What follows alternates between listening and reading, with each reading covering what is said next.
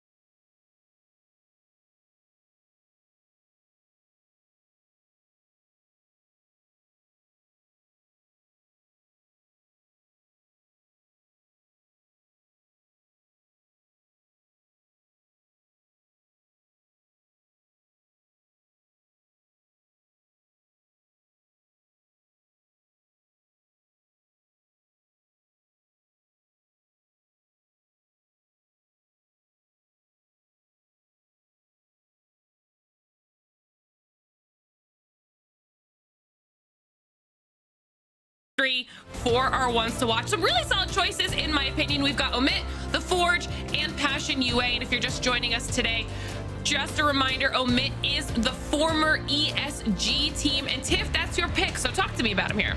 Yeah, and I love that you shout that out because a lot of people yesterday might not have been familiar with Omit. Omit actually acquired ESG back early in February, and the rename just came through. So the roster of Blast, Lufka, and Light, you know, they've been really putting in work. Yesterday's performance was one of their best, so could that have been that rename buff? I spoke to Rafi earlier yesterday, and he was like, look, you know how Omit does. It's kind of the Omit effect at this point, and so maybe they can take a little bit of that consistency and pull it forward because they're currently sitting in 16th overall, 22 points outside the top 8, and they do get to play yet again today, but also in the regional finals if they can stay consistent enough to keep in that top 20. But throughout the entirety of Split 1, it has been such a journey. Starting with that Zeus Station contest against the full English, but here we go, doubling back down on their performance yesterday. You can see they had 3 top 5 finishes, with that match 5 game really being the threshold that kept them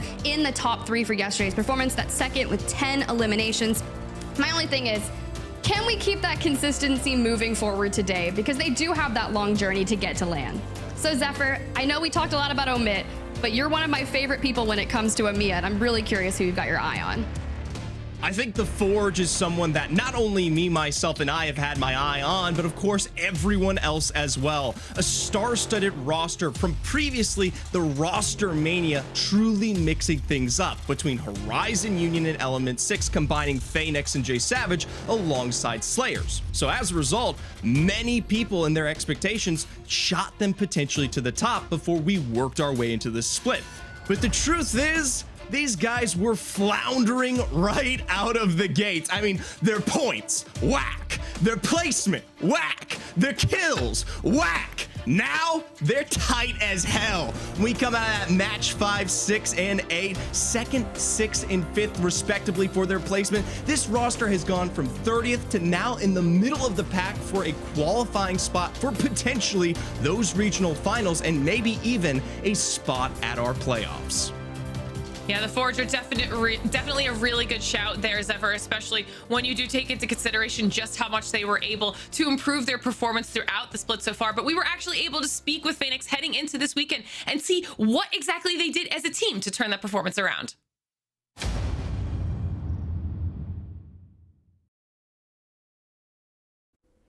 Hi everyone, Phoenix here from Team The Forge, and my teammates are Slayers, J7W, and our coach Bowsy. So, as a team, we went in the season very confident. However, we completely misinterpreted how the lobby would play out. We didn't play with any confidence. We were just scared to make any plays, and because of that, we ended literally at the bottom. After the first round, we were in 30th. You couldn't go any lower. So we had to shift things completely around. We adapted to different roles, made sure that everyone is in the correct role that they feel comfortable in, and we went over it and said, listen, we are just playing too scared. We are not confident enough. We need to get this confidence. We are better than these teams. So that's exactly what we did. We started playing with confidence. We played appropriate roles, and immediately our fight started getting better, our placement started getting better, and we could see the difference, and we were yeah, we just completely started the season wrong and found the right way to do it now. Well, now that we have bounced back and we are in a position where we can make regional finals and maybe LAN potentially, we are really preparing with everything we can do really for this double header. We got a back-to-back 30 different teams, 2 different lobbies. It's going to be a complete mess. We have to really focus and narrow down all the little mistakes we've made in the previous weeks and make sure we don't do them again, so we can actually perform, and we just have to give it our all. Well, they definitely have figured their stuff out here today. We'll have to see what they can bring to the table for the last match day. It's always great to hear from Phoenix, but for me, we've got one more team to talk about. I want to mention Passion UA as my team to watch here today. Now, for me, they're 6th overall, but that's not necessarily indicative of just how consistent they've been. Yesterday alone, they were able to have some really, really strong performances when it came to their World's Edge side of things. They have a little bit of a dip there in the middle of the day when they made their way over to Storm Point, but then they were also able to close out the day with a 4th place finish on Storm Point as well. And the one thing that stood out to me was the fact that they were able to do that while nailing down some really consistent KP as well. And that was impressive because if you remember yesterday, it was a really, really slay heavy lobby. So the fact that they were able to kind of maintain their composure in that situation while also keeping themselves at the top is a reason that I want to be keeping my eyes on them here today. Also need to point out that Passion UA were the team that won the only match day so far that Aurora did not win. So they've also proven that they have the ability to be at the top with the best in the region. But we also got a chance to catch up with Max Strafe earlier on to see how the team has been feeling about their performance in the season so far.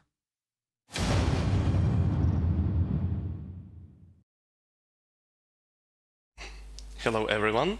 my name is Maxim Stadnyuk. I'm playing under nickname Max Strafe. I'm representing the organization Passion UA, and I'm playing with teammates Artico and Sanya. Also, we have stand-in Hron, who have birthday today, and everyone in chat drop him love, drop him best smiles. You have wish him best for his life, and yeah, hello everyone.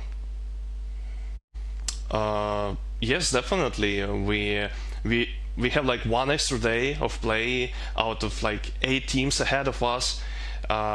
Because I played 5 days, we played only 4, so we have the full weekend to reach in the top position on Pro League, and I'm really confident. I'm pretty sure that we will make it, even like we're struggling in scrims, but this doesn't matter because everyone playing on tourney and scrims differently, so we will do it. I have to say that it's actually what we were rallying for, because we built a team with 3 Ukrainians to have a chance to qualify for LAN and go to the LAN and represent Ukrainian org and Ukraine on the tourney. So we deal really quick, we are on the same page, and we have the same goals. So yeah, it is just really nice that they picked us up, and we're trying our best to represent this organization in the hopes that we will qual and they will be happy. That's all. Pickup has definitely been going well for Max Strafe and Co. there on behalf of Passion UA. So excited to see what they bring to the table here today in our last match day. Now we've got a little bit of time before we get into our first match. So we talked about this before the show started, and I want to get your guys' thoughts on this. There is a possibility for some of our teams that are playing today, whether they are towards the bottom and maybe can't make their way into regional finals, or teams that are right on the bubble that might have to do something crazy here to get some desperate points on the board and keep their hopes alive. Do you think we'll see that in EMEA the same way that we did in some of the other regions like you had mentioned, Tiff? I want to see something crazy. Look, I do, but I think the time for the craziness would be in the regional finals. I think today we just need to lock it in and focus on the teams to focus on essentially their game plan, right? Just do what you know best. Take your early rotations, level up that Evo shields. Hopefully we don't have any crazy wild zone pulls, which we've been seeing a lot of recently. And that typically happens in APAC North, where you'll be reading a zone and next thing you know, you think you're going checkpoint and it completely pulls out to the choke. You've got like 1 million people. What was the one zone, Zephyr? Do you know what I'm talking about, where it pulled down to Cito, where everyone was inside a checkpoint yesterday? Oh, in North America? Yeah. Yes, Yeah. absolutely. I know that one. That's what I'm saying. Like, those are the kind of zone pulls we're seeing here. So trying to play around that and avoid those missteps, it's really tough at that point in time. So I would love to see teams, if they have the capability to go ahead and play for that ring 3 information. If that doesn't match your playstyle, I completely understand, but we'll get a good look at what those zone layouts look like for EMEA in particular. And I know we've got some points specifically around that glitter, because you were like, look, the outside of the maps, it's looking real nice. Yeah, and sorry, and we were talking about that. Sorry, right, Zephyr? We were talking about the fact that sometimes the teams that don't necessarily end up with the zone pulls in their favor, it actually works out for them because it gives them an opportunity to get those evils leveled up. And that's proven to be really, really important in this new Season 20 meta. We're going to talk about it at some point. If I can get my hands on like a little asset frame and they let me kind of do some MS Paint work in the back, I will bring forth the numbers that matter. Oh, no. Here. But there are some proofs in the pudding, I promise you. The timings are starting to work out opposite of what we typically think. The longer you are taking on some of these rotations and actually expending yourself to find your way towards these Evo, the more likely you are to place and finish higher. And trust me, I'll prove it eventually, but at least for now, when it comes to your point, Lauren, whether it be a wayward zone or potentially a bad start, that's not the end of the world. And especially given the fact that we're looking at the majority of our teams between 13th and 27th today, I mean, it's going to come down to the line there. Which is why today is going to be so exciting. So everybody at home, I hope you are settled in and ready to see how EMEA is going to play out today, because it's going to be really exciting. We didn't even get a chance to talk about contests or how those things could potentially affect how these games will play out as well. But I will leave that to the two of you, because match number 1 is almost ready to go, which means Tiff and Zephyr, it is time to kick off our last match day in EMEA. I can't even believe you're saying that. Look, the last match day before regional finals, Zephyr, who would have thought? It's been the craziest, like 2-month journey throughout these 9 days, and the time is now. Can Aurora take another one? Who will be able to unseat them? I love that Glitter had mentioned earlier that Passion UA was the only team to be able to evict Aurora out of that top spot, and quite frankly, it was by 2 points. And the crazy thing is we go into yesterday and 2R1C was literally tied alongside them. So I'm not preying upon any downfalls, but if there's a chance to do it, match 6 or today is starting to look particularly good. It definitely is. And here's the map rotations for the day. We will be kicking things off on that ever familiar World's Edge for the first 3 maps before we jump on over to Storm Point. Now, we kind of alluded to this early on, what those circles were looking like. So let's look through historically for EMEA only on World's Edge. And now, quite frankly, those monument zones that always pull to the mountainsides out towards the west, those are some of my favorite, most difficult zones that we've had. Oh, absolutely. And to be honest, the ones that are my least favorite are Skyhook, and we've seemed to have gotten quite a bit of those. But we'll point out most notably the fact that Siphon and Climatizer seems to be in need of action here. But the craziest part about those two POIs, and something that I want folks to watch today, is that that is where we typically see both Aurora and Na'Vi start here. Some of our 2 most excellent rosters. Love those good shouts for sure. We had that one lone Climatizer zone up to the far north, but for our contests today that we will potentially be seeing, we're gonna look down towards the tree. 202 just cannot get tree to themselves. Contested all weekend throughout, and over at Overlook, we got Aftermath taking on Vex. But go next, they're getting Lava Fissure, Mirage Trois, priority to any of those zones that decide to pull, maybe Thermal we could see, and Alliance still reigning supreme on Thermal. I don't think they'll ever give that one up. I don't know, but ultimately today's a day where it needs to come out in a way that promotes them to the best of their abilities. They're not going anywhere. They're not dropping out of our top 20 anytime soon, but ultimately for a roster that is oh so close to breaking through the top 8, the points today could hold more weight than Alliance knows going into regional finals. Ooh, speaking of not going anywhere, y'all better get locked in because we're in character select at this point. It's gonna be all the Bloods, all the Bangs, I'd imagine a ton of Caustics as well, but with advantage on the line for pest control, I do enjoy that as well. A couple Watsons in the fray, and the crypto gameplay, ever since the EMP perk where you get to maximize the EMP, people have been just dropping that everywhere and taking fights that have been so smart. But to kick things off on World's Edge, the blimp in the distance with our notorious Horizon's face on it. Shout out Elle, I see you out there. She's been playing a lot of Apex lately and it's been a joy to see. But for now, we turn our sights to the ever familiar Match 1, Day 9. Oh, chills in the air, but the game has started, and notably, it's with a surprise out here in Overlook. LVH potentially in the midst of action already right off the bat. And this has been one of those contests that they have been scrimming in, they have been practicing, and I don't know if anyone caught the clip of the longest chase I've ever seen at the hands of someone trying to finish this off. Are we getting another look at it, but this side from Aftermath's POV? Well, they've got to come true quite quickly here. Bavis taken low and forced now due in separation from both Kurev and Stalzy. This could be something that comes back to bite this roster as they look to reapproach. But ultimately, looks like LVH have taken much of a deeper escape here. This does happen, but I usually see LVH kind of evict themselves out to the houses more towards the north of Overlook instead of pushing towards Tunnel and No Name. So I do think this is smart for them to kind of amicably part here, because we were talking earlier about what that contesting can do to your entire split. We need to see you actually play that out. And for 202, they took control of Tree and essentially evicted the pests. They've come through, fumigated the area, and now they're laying stake and claim to the houses themselves and investing in some now cleaner and good real estate here to get themselves looted up. And of course, those Evo caches as well, that should set 202 on their best foot forward. We'll have to tune in with them later. It's definitely one of those rosters that we're keeping our eyes peeled on. Coming through from preseason qualifiers, now potentially going to be back down to defending themselves here in a few weeks. Oh, this is going to be interesting. We get a good look of where our first circle of the day is going to be pulling. And now that we've seen that Overlook contest kind of wave the white flag, this makes sense, right? However, Aftermath is going to have one of the shortest rotations and the least amount of space to go ahead and get those Evo shields leveled up, and will likely only be able to walk in with blue. But for teams that are looking to have maybe those map scans via the survey beacons or any ring consoles for that information, you can see Staging had that ring console. We have Passion UA kind of moving out towards Harvester, already setting their sights on. They can hit that second ring console there for a third.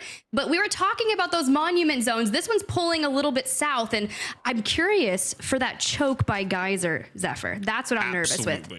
Right here, TSM Phoenix on their hold currently. This could be a great place to play into for height in our late game. The choke alongside them as well coming out of Lava Siphon can be just as good here, as we sometimes see this zone work its way on top of those blue boxes. And things to note here for the future. We saw a triple scan available for our teams out in the southeast. So most rosters, including Na'Vi coming up here, will have all the information regarding what we know ourselves, this finish right here. The question, though, remains, can they defend it? Or even for Na'Vi's sake, do they move forward? I mean, if you've got a turbocharged Devo with a 48 gold bag in there, you can defend a lot with Tyler. It's kind of similar to the effect when you hand Kinda a wingman. A lot of things gonna happen there for Na'Vi, and I'm gonna be keeping my eyes on them. But for Stay Healthy, with that second zone information, kind of deciding on where they want to approach it, we do have the Beast of the Hunt available should they run into any squads nearby. But some of these fights, as a lot of teams hit that early rotation, the moment you start engaging, there's a very good possibility of maybe a third or fourth party. So people that are looking to get those early KPs and bolster their score overall on the day. I mean, look, anything can happen at this point. I'm really curious about teams like Cold and Portugal as they come out from regions like the Dome or Stacks, how they're going to fight their way into this zone. We see LVH, who were pressured off of their position out in Overlook, now just starting to make their way back in. But from a distance, we can see the drops upon the Forge here, set up early underneath the train line, a position that sometimes can work its way out in the late game, ultimately is held far too early. Yeah, I just am not a fan of that spot early on, and similar enough, we got Passion UA kind of making their way in, and with so much open space, this is not going to be really that great. You got to use the rocks to cover, but with so many people on Bangalore, you got the consistent smokes, you have the rolling thunders you have to be very weary of. But for the most part, I want to see, I think Passion UA is one of the squads that does play Watson, so trying to keep your Jenny online, cranking up the ult excels, whether you move space and kind of throw it down. For LVH that had to kind of evict early out of Overlook, sitting on blue, they're doing okay in terms of their loot, considering they only got tunnel available. And they've got time.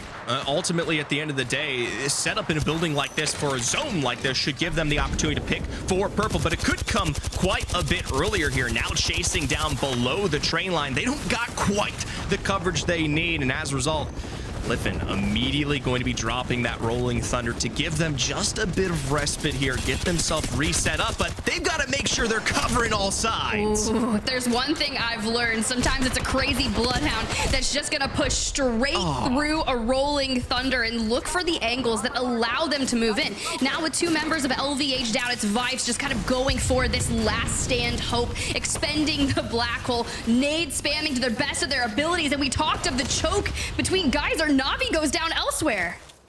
Na'Vi notably picked up in part, but mostly by TSM Phoenix, and Vexed in their turntail obsession with LVH are finally picked apart from behind, that being Infinite on the rotation. But it comes at the cost of so many teams there, LVH being the only one to just work their way out. And notably, we asked if this was going to be a crazy match day. We're sitting at 16 squads remaining on a round one clues. We have accelerated here, and for Aurora, they don't seem to be slowing down.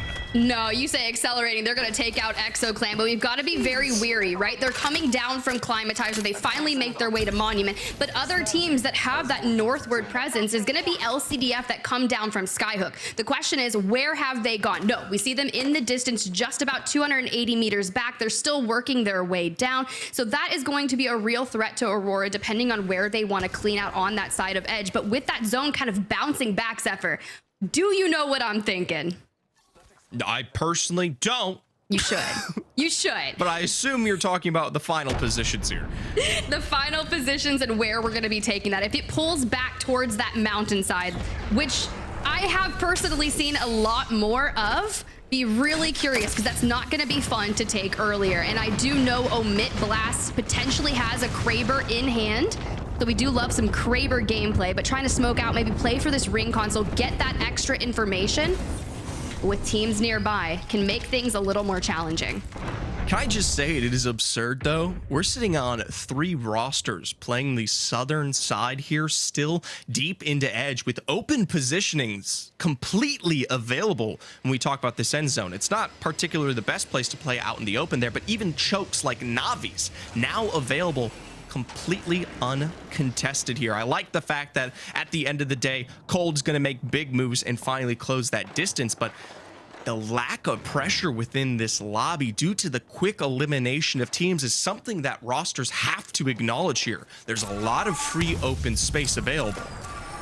Dare I say scrims? No, just kidding. But this is typically what happens in scrims, right? A lot of teams go out early, and you think of places to play, they usually wouldn't match up to ALGS Day. But now we're looking at 15 squads, round 2 closing. That is very much everything that you've been saying. So when I think of teams that have really good zone predictability and knowledge, I look to teams like Team Portugal and Passion UA. And the call is, well, Passion UA is in the building just north of Go Next, kind of fenced up and ready.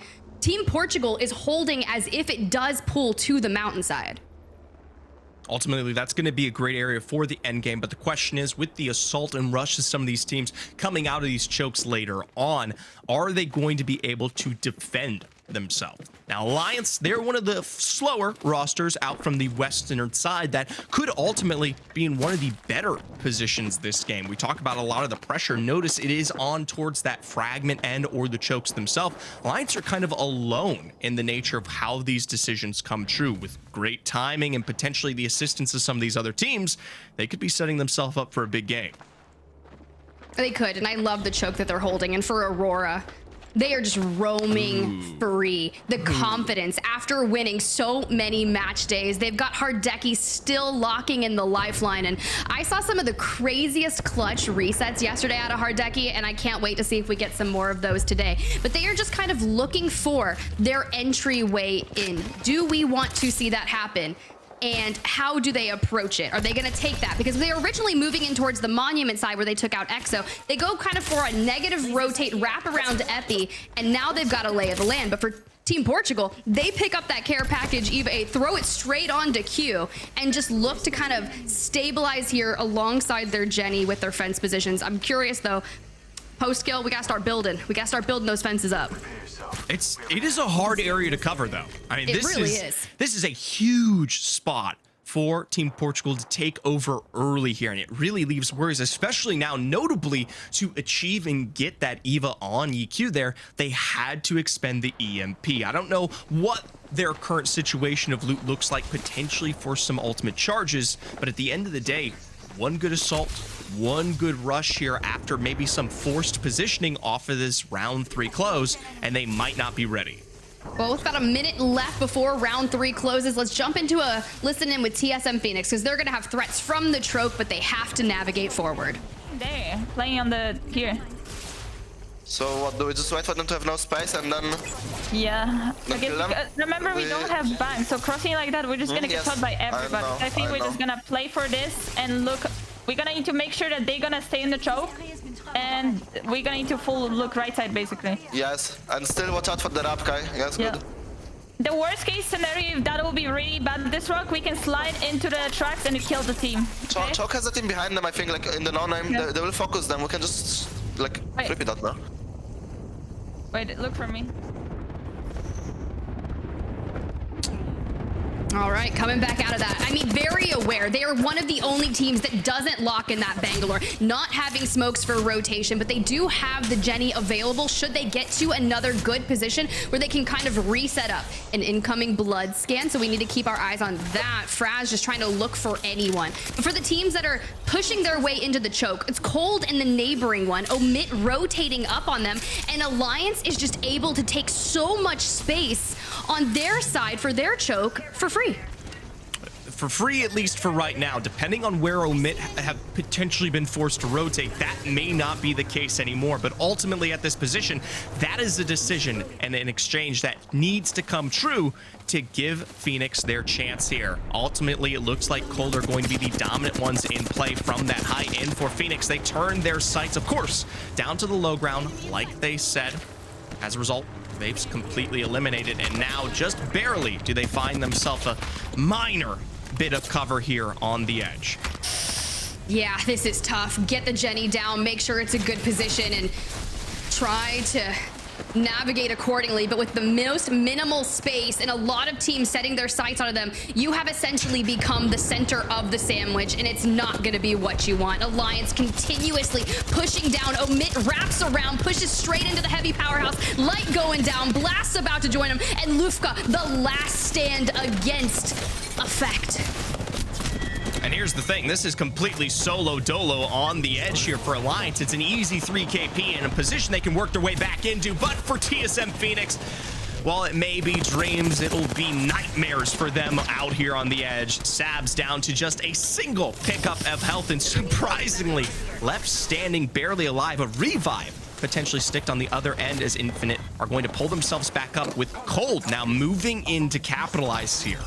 You know Graceful was watching the kill feed, looking for those knocks, fighting for the right position to make sure this is the time that we get in. And they do. They go in, pick up some KP, clean house now, knowing that there is no one on their backside. They have 20 seconds before they need to start moving, but it's all open from here. Now, granted, the zone doesn't necessarily pull to the mountainside. It bounces back kind of to the train pathing. But for 202 in this train cart, a bunch of caustic gas, and trying to stabilize in such a minimal amount of space that isn't even in is tough.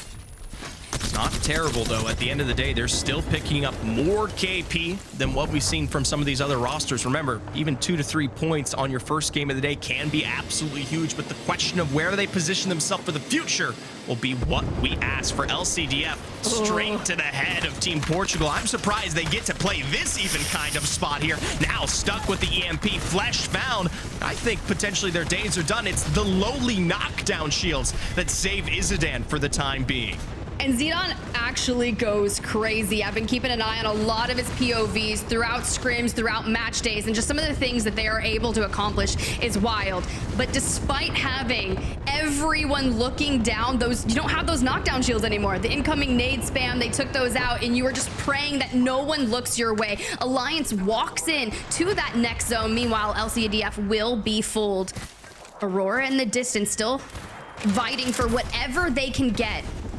But Alliance just roaming the west side like crazy. The disruptors singing, and the push comes in, and Effect just says, no, man, get down. This is my high ground. I'm on blood. I'm going to keep going. The beast of the hunt, every knock, every kill, extending that time. This is how you go big. That is just insane from Effect there. Literally doing the majority of that fight's damage in the lonesome, especially alongside those disruptors. They'll hopefully be able to get unlucky, potentially back into it there. My apologies. We'll see where they end up in the long run. Moby's coming down. For Team Portugal, though, no one has truly challenged this. With Cold leaving the height early on, ultimately they get to hold on to this height for free. And Alliance, being the only aggressor out there from the west, now potentially in struggles themselves. We talk of the aggressors from the west, but Graceful being the aggressors from the east, taking out not only Aurora and then another squad. It's Graceful just leading the charge for that. For Made in Heaven, they will have to leave this building, trying to get a little bit further, and Cold is going to be that next level threat for them. But we've got post-kill, making sure they get that Watson ult down and set their sights on. They've got the EVA 8. They have a wingman. This could be a really solid game for them. That's got to be Alliance over there. With Unlucky now back in the field, taking this position away is something that they hope to grant them. Not a playable spot, but the chance to wipe Team Portugal to finish off this particular 3v3 would give them the win today. But ultimately, remember, they just expended so much utility there to secure what were those initial 3 kills. All I know is Alliance has every bit of space that they need. They've taken control throughout every ring, and Cold, on 9. At least 5 eliminations for this squad. Looking for more. If we can get a couple more knocks. The swing together ends made in heaven's time. They do have to watch out because guess who wants to full send them? It's going to be Passion UA and even Team Portugal kind of sending to get involved a little bit.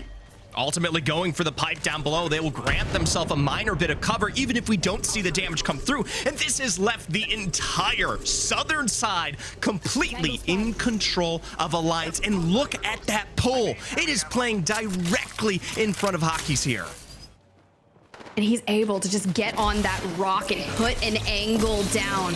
But for Kashera on Crypto, I'm sure we have the EMP locked and waiting. But the choice is, where do we sit this position? Because at that point, do you full send onto Passion UA and try to play for second, grab as many eliminations as you can? Or do we make another play? Because at this point, Alliance is able to just keep pressure on Passion UA and Team Portugal.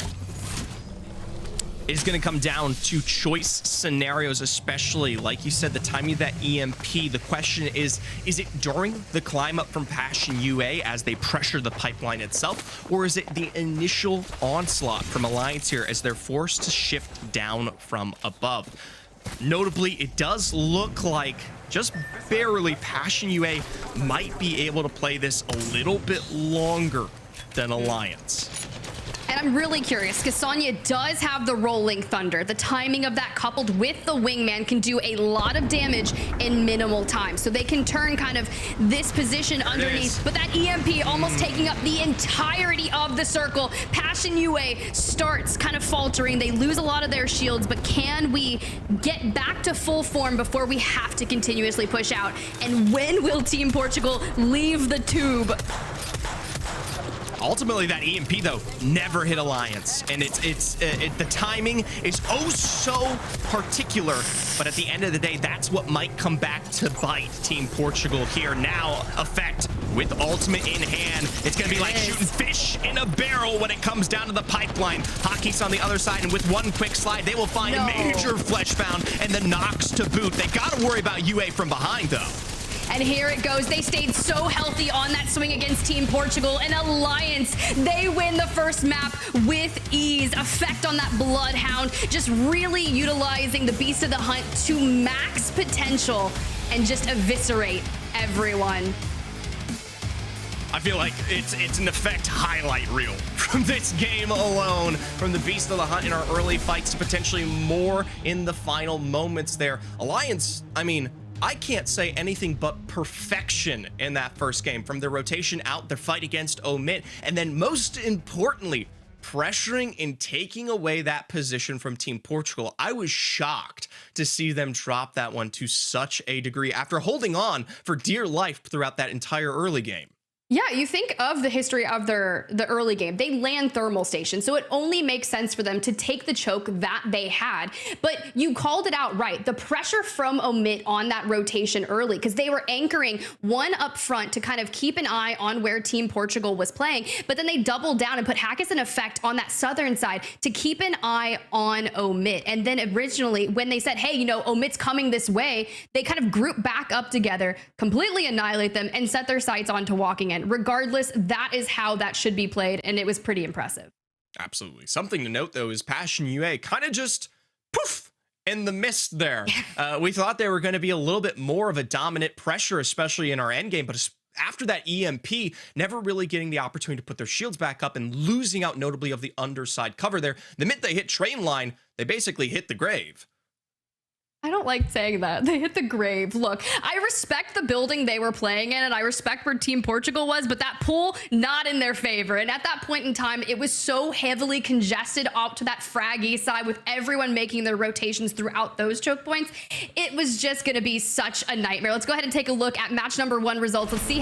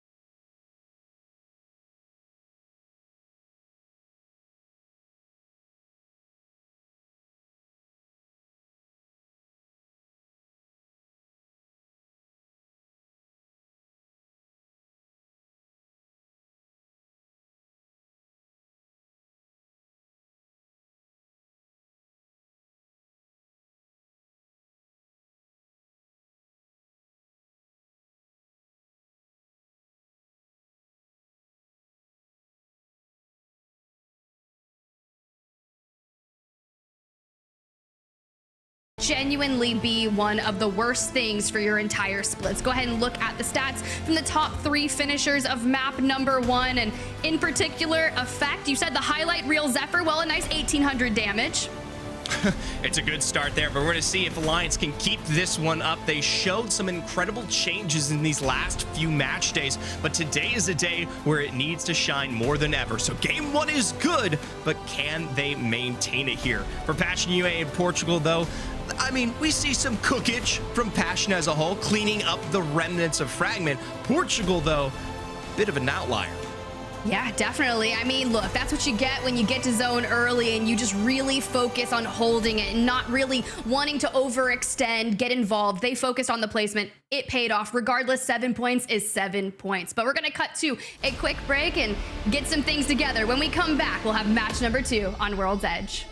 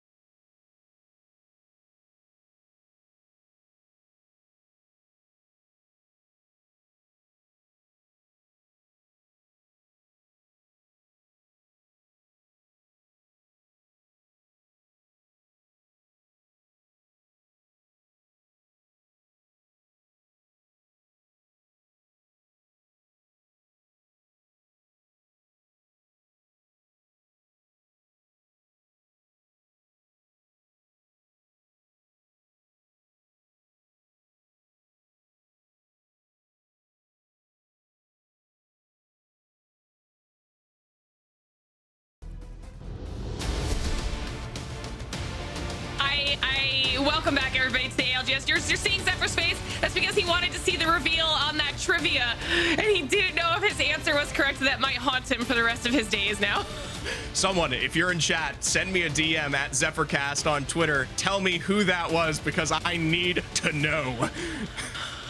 Maybe you're right. Maybe you're not. We might never find out, Zephyr. You're going to have to live with it as we prepare for match number 2 on the day. But can we talk about Effect in that last match? Because it was like a one-man show. The Bloodhound was insane. Alliance have a really strong match 1 performance, and I mean, that's a great start to the day. But we also saw Passion UA up there, and we talked about them at the top of the show. Yeah, absolutely. And as a result, now both of these teams leading the pack in what we have dominated as an Aurora lion's share of points spread. But ultimately, 5 good matches to go in World's Edge to once again reintroduce itself. We talk about the top end. 2 teams I'm looking for more than anything. I put my sights on Forge, but Na'Vi down with 0. Yeah, definitely a little bit of a surprise there, but obviously first match on the day, having to see what these teams can bring to the table. There's so many teams, though, that either want to stay in the top 20 bare minimum, right? But then also trying to get into that top 8 for LAN as well. So we're watching a lot of people jockeying either for their lives in regional finals or trying to make it easier on themselves by nailing down a LAN spot now, as opposed to having to fight for that one available spot for the winner of regional playoffs. But we're talking about all of this. Match number 2 is loading in, and another thing that we had mentioned before anything had even started, Zephyr, was will we see those contests or not? Are they going to be too dangerous or not? Well, when it came down to LVH right off the bat here, kind of giving things up particularly quickly after a rough start against Aftermath, were able to make their revenge a little bit later on, but it did come back to bite them, reducing them down to just a single member. Something to note about that composition, though, especially as we go into a contest, it is the only Horizon I think we are seeing today. All right, well, It'll be exciting to see what the zone does for some of these teams as well as we load into match number 2 here. And I believe that we're also... Did you have something you wanted to say? No, I was wrong. Go Next and LCDF. They love mommy just as much as I do. Oh, okay. Well, you know what? At least you caught it before we go in. We're back on Overlook, trying to see what happens now with this 50-50. LVH instantly lose 1. Aftermath now on the hunt here to try and clean this one up and have a nice solid start to match 2. Well, I mean, Faves on that horizon from behind, launching forward off of this grab lift will potentially find the dominance that they need to at least start dropping, but Stalzy will follow up just as quickly. Now in that 1v1 scenario, just has a perfect line of sight for LVH. What was an escape first time around is a complete failure the second. A little bit of a messy 50-50 there, but now Aftermath will have the entirety of Overlook to themselves. We get a look here at where that next zone is going to be shifting. Infinite looking quite comfortable, and Aurora, even though a team that's already qualified for LAN, it's a team we're still going to be keeping our eyes on because they've just literally dominated the region. The crazy thing that I'll be watching more than anything is the fact that when a zone pulls this close to Aurora, do they stay? Do they actually go and play in the circle? For this roster, it always seems like they're the ones negative rotating out to pick up some of that extra KP. And I'll tell you what, even if they're making stake and claim to land already, they've got something bigger to prove. They got records on the board here. A potential victory today would, I personally think, at least someone can prove this to me, this would probably be the highest overall point standings we've ever seen from any roster ever. I would not be surprised. We'll definitely have to see if, I mean, you are a stats guy, so I'm going to trust you on that one. We're going to say that it's 100% accurate, but for now, we're checking in with our match 1 winners in Alliance, hanging out over in Thermal, just getting themselves looted up here right now. And this goes back to what we were talking about before the match day even started. Alliance in Thermal is actually in a really good spot right now because they can rotate in a way that allows for their pathing to hit a big amount of evos along the way and potentially not as many teams. So by the time they do end up in the first circle, they are already ahead of everybody else, combined with whatever loot they're getting at Thermal. Before we left, we saw them already on blues. They could be set up for a really strong performance yet again. Something to note about Alliance's position to kind of back up your point there too is the fact that with the contest over by Tree and Go Next taking both Lava Fisher and Mirage Etoile, there are actually just straight up less teams for them to incorporate and find their way into. So they get that extended rotation, they get that extra Evo, and they get to play around potentially those fixtures. For Aurora though, apparently they get to play around the entire north side, completely separate. They're just looking for the red flag waving in the air, that first potential shot of KP. You know, you were wondering if they were going to have to leave to try and get themselves a little bit of an advantage here. They look pretty comfy right now. Meanwhile, everybody else starting to push into the survey area. Lots of poke damage being dealt right now. You see EXO up there, Infinite's up there, Made in Heaven is up there, Forge is up there. All of these teams, especially looking at Infinite, who was in 19th heading into the day, so they're right inside that 20th place bubble. This could be a massive fight for them. Really good from above. A lot of the damage already provided by Aurora, but for most of these teams, they know that there's little pressure in survey camp right now. They can peek as much as they like. As a result, Vushi, new member, new friend info, is dropped down early. Notably, the caustic of all things for a roster that wants to play heavy zone, that is the worst pick to drop. The question is it early enough for them to pull the revive? Is this an opportunity for the teams across the way to try and clean up on the duo as well? You see Passion UA wanting to get involved a little bit. We also saw Forge on the outskirts trying to make a move in and see if maybe they can clean anything up. But Passion UA are comfortable to hold this down right now. I mean, they've got the Watson helping them a little bit. You mentioned Vushi going down. Well, now he's back in the game, able to get a nice quick res due to their nicely positioned respawn beacon here. And this, at least they don't have to worry about that. People gave them a lot of time to get a reset here. I was wondering if maybe we'd see a little bit more of a push out of Forge once they made their way across the street, but everyone playing a little bit safer.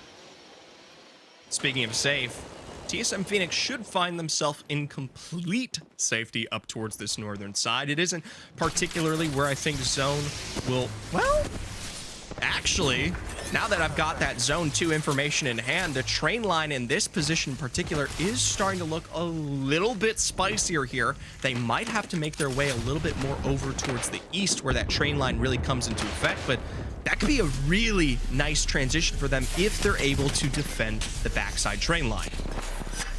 Meanwhile, we're checking in with Vex, who are finding themselves in this tunnel and in a little bit of a predicament, taking a little bit of damage, trying to get that scan information and backing away. And they're going to be going up against 202. So this is an opportunity for 202, yet another team that's on that bubble, to really make a big push here onto Vex, clear out their entire area in front of them when it comes to continuing on their rotations, as well as nailing down some KP. Let's go this way. But ultimately, Or not. they say, nah. The tunnel to be no more for them. They're going to find themselves potentially now actually running into Omit, who are just starting to enter there, notably in an advantage in terms of the perps. But, I mean, at least here's something to note. They've got the time. This is a large spread out here towards the west. And ultimately, if they want to extend potentially the rotation back towards Harvester, get themselves set up, it's not going to come back to bite them particularly, especially given the fact that Survey Camp as a whole and most of that north side, sorry, picked over. You're not going to get there any quicker and find yourself a happy home. Yeah, and I love that we're getting this top-down view as well, because you can see that Alliance is doing exactly what we were saying they would do. They went through that choke by Mirage, tried to hit that Evo Harvester. They're now going through Landslide, where there is another Evo Harvester. They've got bins they can hit, all sorts of things that they can do, so that by the time they get to the next circle, they will be sufficiently Evo'd up. And you can see just how clear the space is ahead of them. Like you had said, Zephyr, because of the way the rest of the teams had chosen to drop and or do contest, not do contest, there's not a lot of teams in that southwest corner of the map. LCDF, though, they want to come through behind here and take advantage of these teams lying in wait. Tolkien caught with his pants down here. Now a 2v3 situation. LCDF, they look so healthy here. This isn't even going to be barely a fight for them. And LCDF are going to be super comfortable with that loot after going through Trials and Sky, and then you can see they've got these bins as well. I mean, they're content to have this fight. They don't really need to push anything too crazy. They now know they're safe right in on the edge of the zone, and we saw that TSM Phoenix was one of those teams that made an early play to try and get on this northern edge of the circle, so there will be at least one squad in their sights. And just now you see Zidane getting a little bit of information and scoping them out at the edge of the tunnel, but otherwise LCDF quite comfortable. Well, something to note, though, is the fact that these Western-oriented or Southwestern-oriented teams still haven't made their fight yet. So while it may be good right now, even if they found some decent damage, we'll have to see what may come through. For Alliance, one of those rosters, they found their way into Grandma's house, and we've seen them take advantage of the fighting prowess of a man like Effect. Let's see what they can do now, pressuring this team from the inside. I mean, they just might want to be going for all of these fights here today. You can see Effect in the kill feed getting post-kill knocked. You still have 2 up left on Alliance as they continue to just make this tear through the building. Team Portugal absolutely decimated in Grandma's house, but Vex heard the fight. They're trying to see if there's a third-party opportunity, but Alliance, those 2 didn't really take too much damage. They've got enough time to get Effect up. This might be dangerous. This is a struggle, albeit it is a quick reset for Alliance. Vex know that it's too much time between them and the rotation they wanted to take advantage of. As a result, they're out backing away, far from dealing with the monster inside of the house there. The monster house, as some of the 2000er Gen Zers like me would remember. No more Grandma's house, it's Monster's house now. All right, we're looking at with LCDF still holding position in this tunnel here. They've decided to skirt past where TSM Phoenix are. Now they're kind of moving along the western edge, but they will run into Vex because this was Vex's escape route from Alliance, if you will. So now a little bit of back and forth, and Vex now pinched between these 2 teams. And with how kill hungry. Alliance are looking. It's possible that Vex get pushed aggressively by them, and then they have to decide if they want to continue engaging with this fight or try to push up towards LCDF and try their luck with them. Oh, nope. Tough tussle with that Bloodhound ultimate coming out there. That does dissuade some of the pressure that we see originally there. And the best part about this is it's just a ticking timer. It might not be the issue at hand right now. It does give space out to Vexed, but if they just kind of wait this completely, they should be once again back at that advantage. Minor Smokes, though, and Isnan with great Hemlock in hand does do a good job. Clemmy, though, with that cross, there's a slight separation beginning to form here. Vex did a good job holding their position. Their Alliance ended up backing off back towards Grandma House as they find another squad across the way. This time it's going to be Cold that they're exchanging a little bit of damage with here, but now Alliance, everybody fully decked in red, ready to go, as this is definitely what their plan was, taking this route along their rotations, because now they have an advantage in the majority of the fights that they will be running into. Meanwhile, Aftermath in a little bit of a fight of their own. Currently 2 still on blue, going up against Made in Heaven behind these rocks. This is a good opportunity to make a push here. We don't get to see wombos like this very often anymore, but it's held on for just moments ahead here. Kurek with that final scan and potentially the follow-up. It does come out, but ultimately it looks a little bit far from the likes of Aftermath. Now, climbing up to height here. A bit of a simple spread, but ultimately still finding the cracks to boot. This is a really, really solid fight for Aftermath to be taking, whether they know it or not. They're the only team up there with Made in Heaven, so this is an opportunity to safely have this engagement without having to worry about a third party. But now they're down to just one, and Bavis is on almost no health, able to get the shields back up and healthy, and tries to utilize that time and deal some damage, but it's not enough. Those knockdown shields providing the cover, and Aftermath go down. Made in Heaven able to save it here and hold their position on the north side of this circle. That's going to be something big for Made in Heaven, ultimately, for a roster that's in 7th right now at 70 points overall here. They're one of the very few that could put up a point total today that would maybe even push them into LAN positionings, especially if they come out on top of those regional finals. For now, though, we'll jump on over to the bottom of our bracket. Cold, alongside them, Alliance on the other side, poking the bear. Well, Alliance have been having some really strong engagement so far, and it looks like they're playing a little bit of Ring of the Rosie. So let's jump into their comms and see how they want to handle this next push. We're good. I'm picking the building, Yeah. Scanning. Next smoke, we need to make a run for it, guys. We need to make a run for it next smoke. I'm with hackers. Learn hackers. Yeah, I'm coming. I'm gonna cross the look for you guys. They scanned. Yep. It's They might pick out. Listen. You guys need to cross to me after my smoke when I have it. I'm crossing. I needed it. Smoke that. All right. Yeah. The other team, though. The battle, careful. Yeah. Give me back. Get to me. Watch me. I'm cracked. Yeah, I'm trying to. I took out I'm picking my son. Yep, Oh, it's a full team here. Play the right side, play the right side. Remind Careful here. I don't have smokes right now, no smokes. You want me to cross it? I'm gonna cross it then. Yeah, do it. I ulted them. Scanning A. I need fucking bats, guys. Take that. I have only one. Jumping ult cell. Scanning two. They're back, come follow me. They're Coming.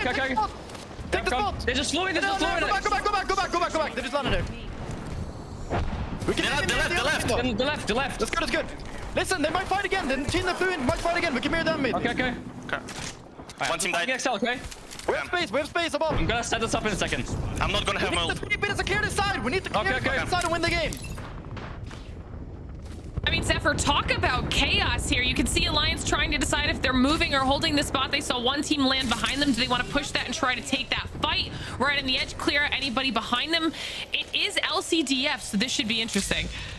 Something I really like is that fight did come through ultimately, but they don't extend upon it at the right moment. So this is full reset for LCDF, but ultimately better positioning for Alliance here with that scan coming through and this heightened play. It's the perfect opportunity for Hawkes to take advantage from above. A bit of a minor smoke, but still the cracks that they need. We're just waiting now for the Craver and the effect to come out.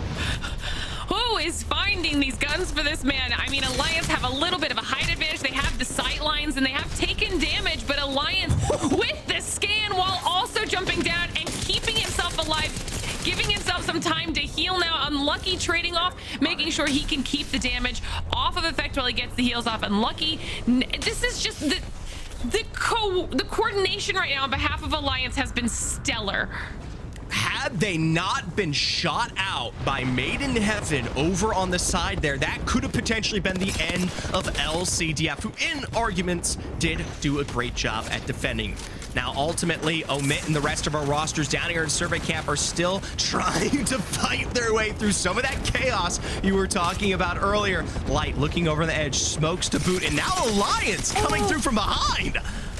Alliance decide to leave their fight with LCDF and push in to try to take advantage of what's going on here, but that opens up LCDF to come in to their backs. Alliance are starting to fall. You can see Effect trying to do what he can with that Bloodhound out, but they go down, and it's because there's just too many teams in this area. Passion, UA dealing damage, Omit going down, and it is LCDF at the back end, Zephyr, who now own this spot.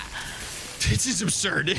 After all is said and done, only 3 teams remain. Passion UA, Alliance, Omit, and many more come down, or at least bite the dust there. LCDF with an immaculate call to follow through alongside what was that rotate from Alliance, knowing that ultimately they are completely undercover. Made in Heaven here on the other side. Cold, no viewpoint, no sight lines.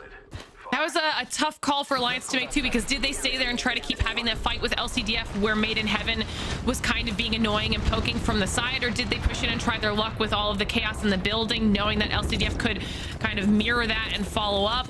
It was a tough position to move in, but now we're heading into the next circle. Everyone is starting to try and find some space to coexist. You see Cold on one side of this rock and LCDF on the other, both looking at Made in Heaven. So this is an opportunity for Made in Heaven, who's the only one 100% safe right now, to just wait for these 2 teams to fight it out.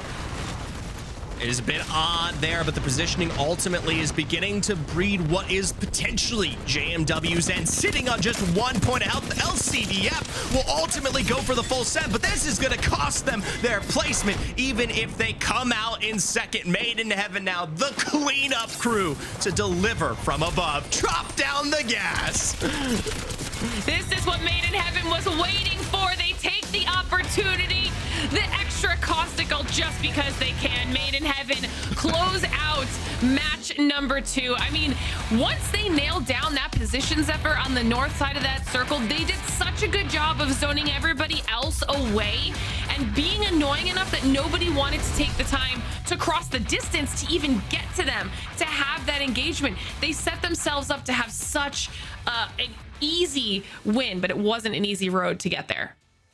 No, absolutely not. Especially when it comes down to playing that northern zone early and pressured out by so many of these other teams. Made in Heaven had to fight their way through, and ultimately, like you said, excellent pressure. We saw LCDF, Alliance, TSM Phoenix, and many more try to work their way out there from the west, and they continually applied the damage necessary to lay complete stake in claim. Ultimately, at the end of the day, we see these teams play out for just second place positioning, and Made in Heaven are rewarded from their efforts.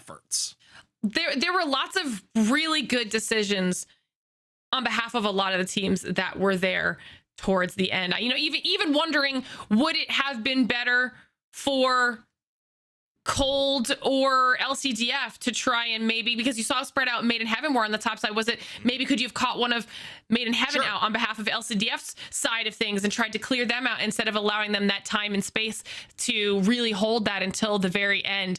It was also a little bit of a tough final circle there for those teams, but the chaos in the building right before all of that, LCDF, talk about right decisions that had gone well. They played that part perfectly. They waited until enough teams had gone out, and then the remaining ones had taken enough damage that their cleanup, pushing in from a spot that they had to fight pretty hard for against Alliance to not die in that first engagement. I mean, another huge shout out to LCDF.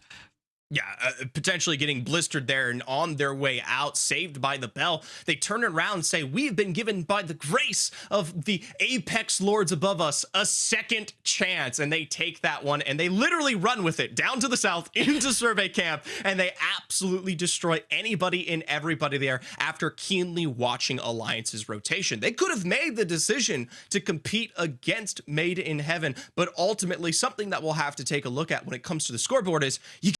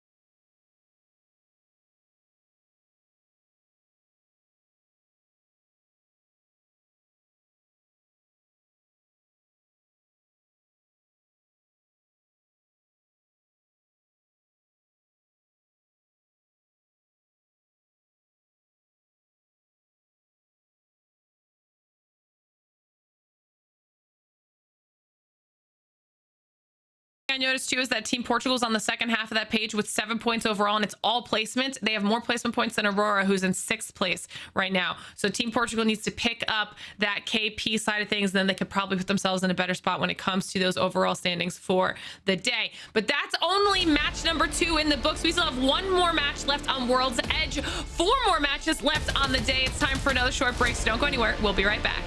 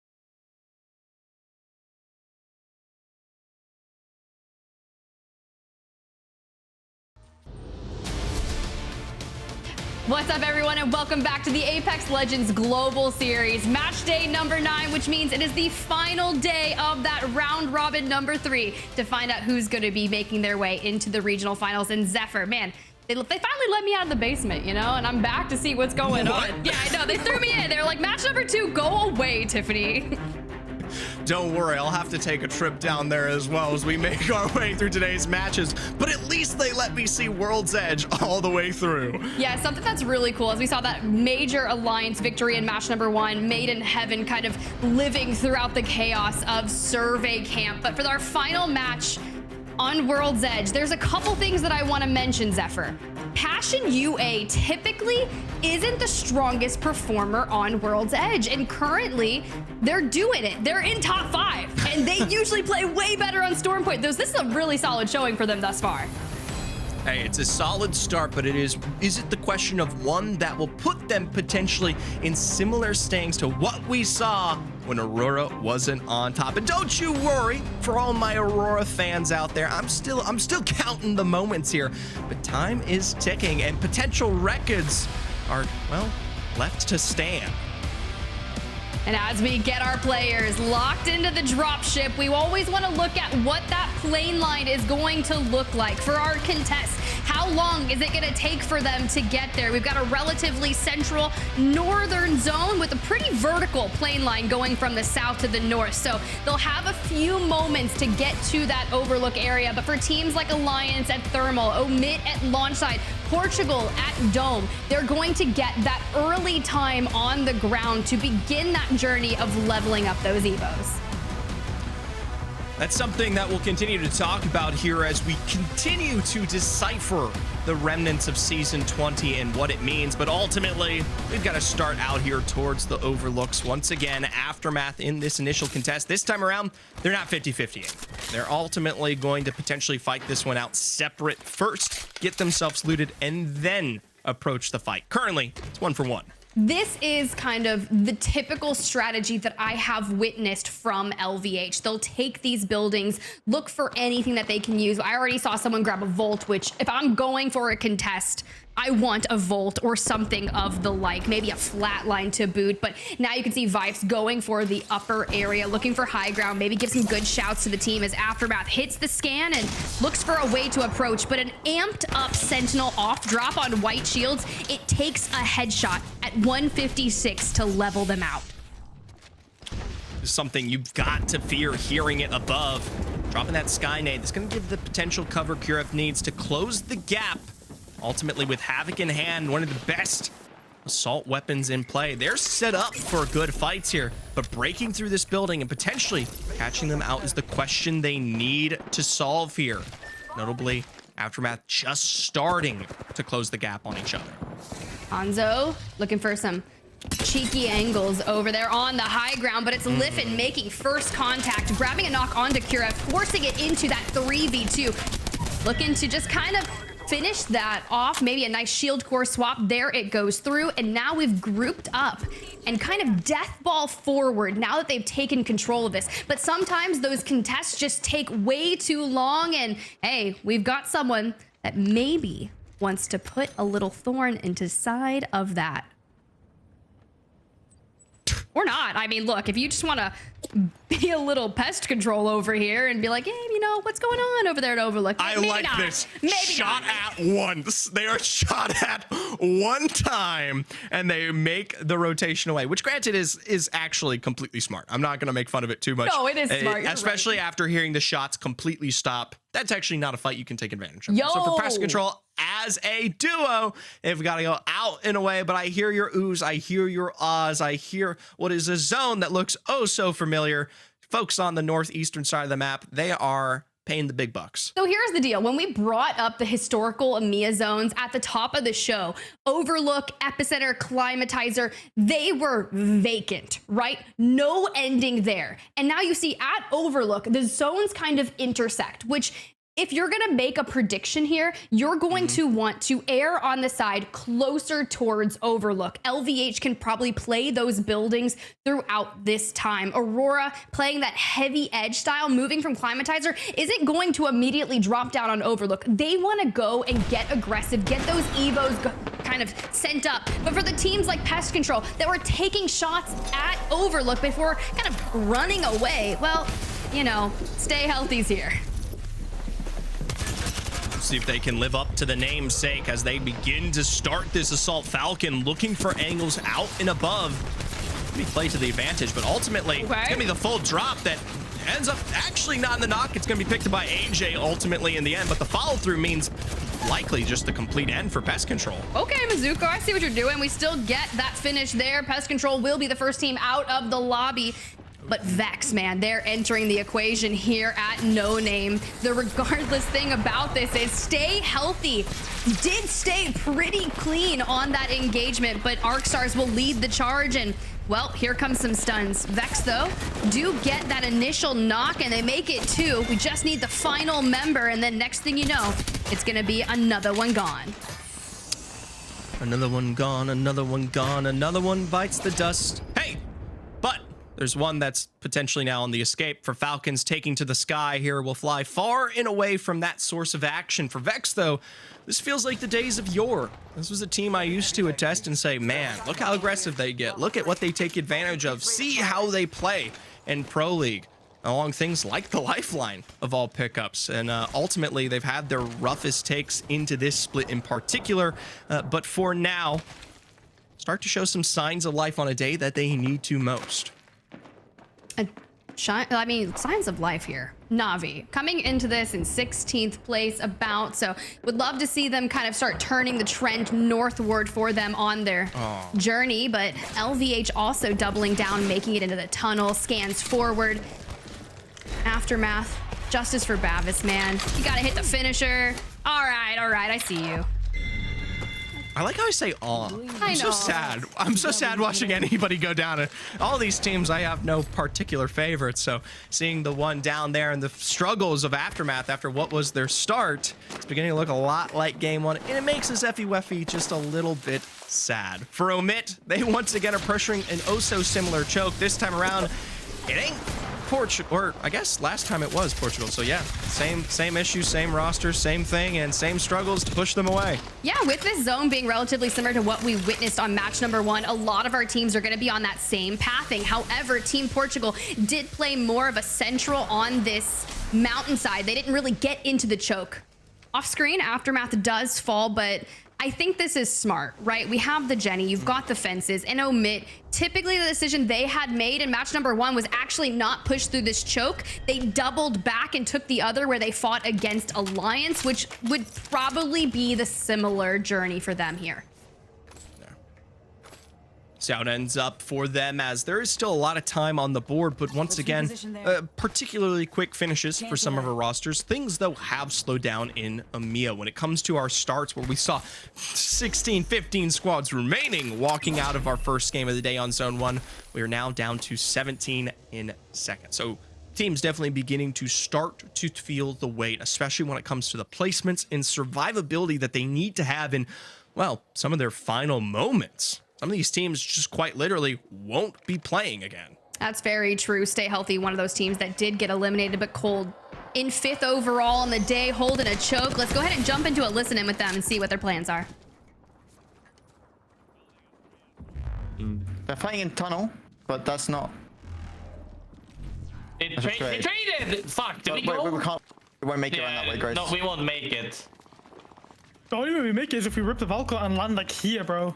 Yeah, look, this team's looking for it. This team's looking for it down there, I think. Yes, these guys are looking for it. Yo, I think we mirrored them and pinched them.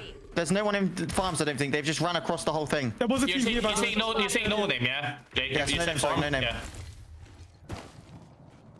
It was a yellow caustic skin, I think, default. Yeah, they're running uphill. Good shot, good spot. I'm gonna take space on this actually. I'm fucking getting gassed by everyone and their mom. They're coming back down, they're coming back down. Yeah, don't let them come down. Caustic 50. The hard ulted, somebody hard ulted. I hard ulted. They double blue. I'm bang ulting this.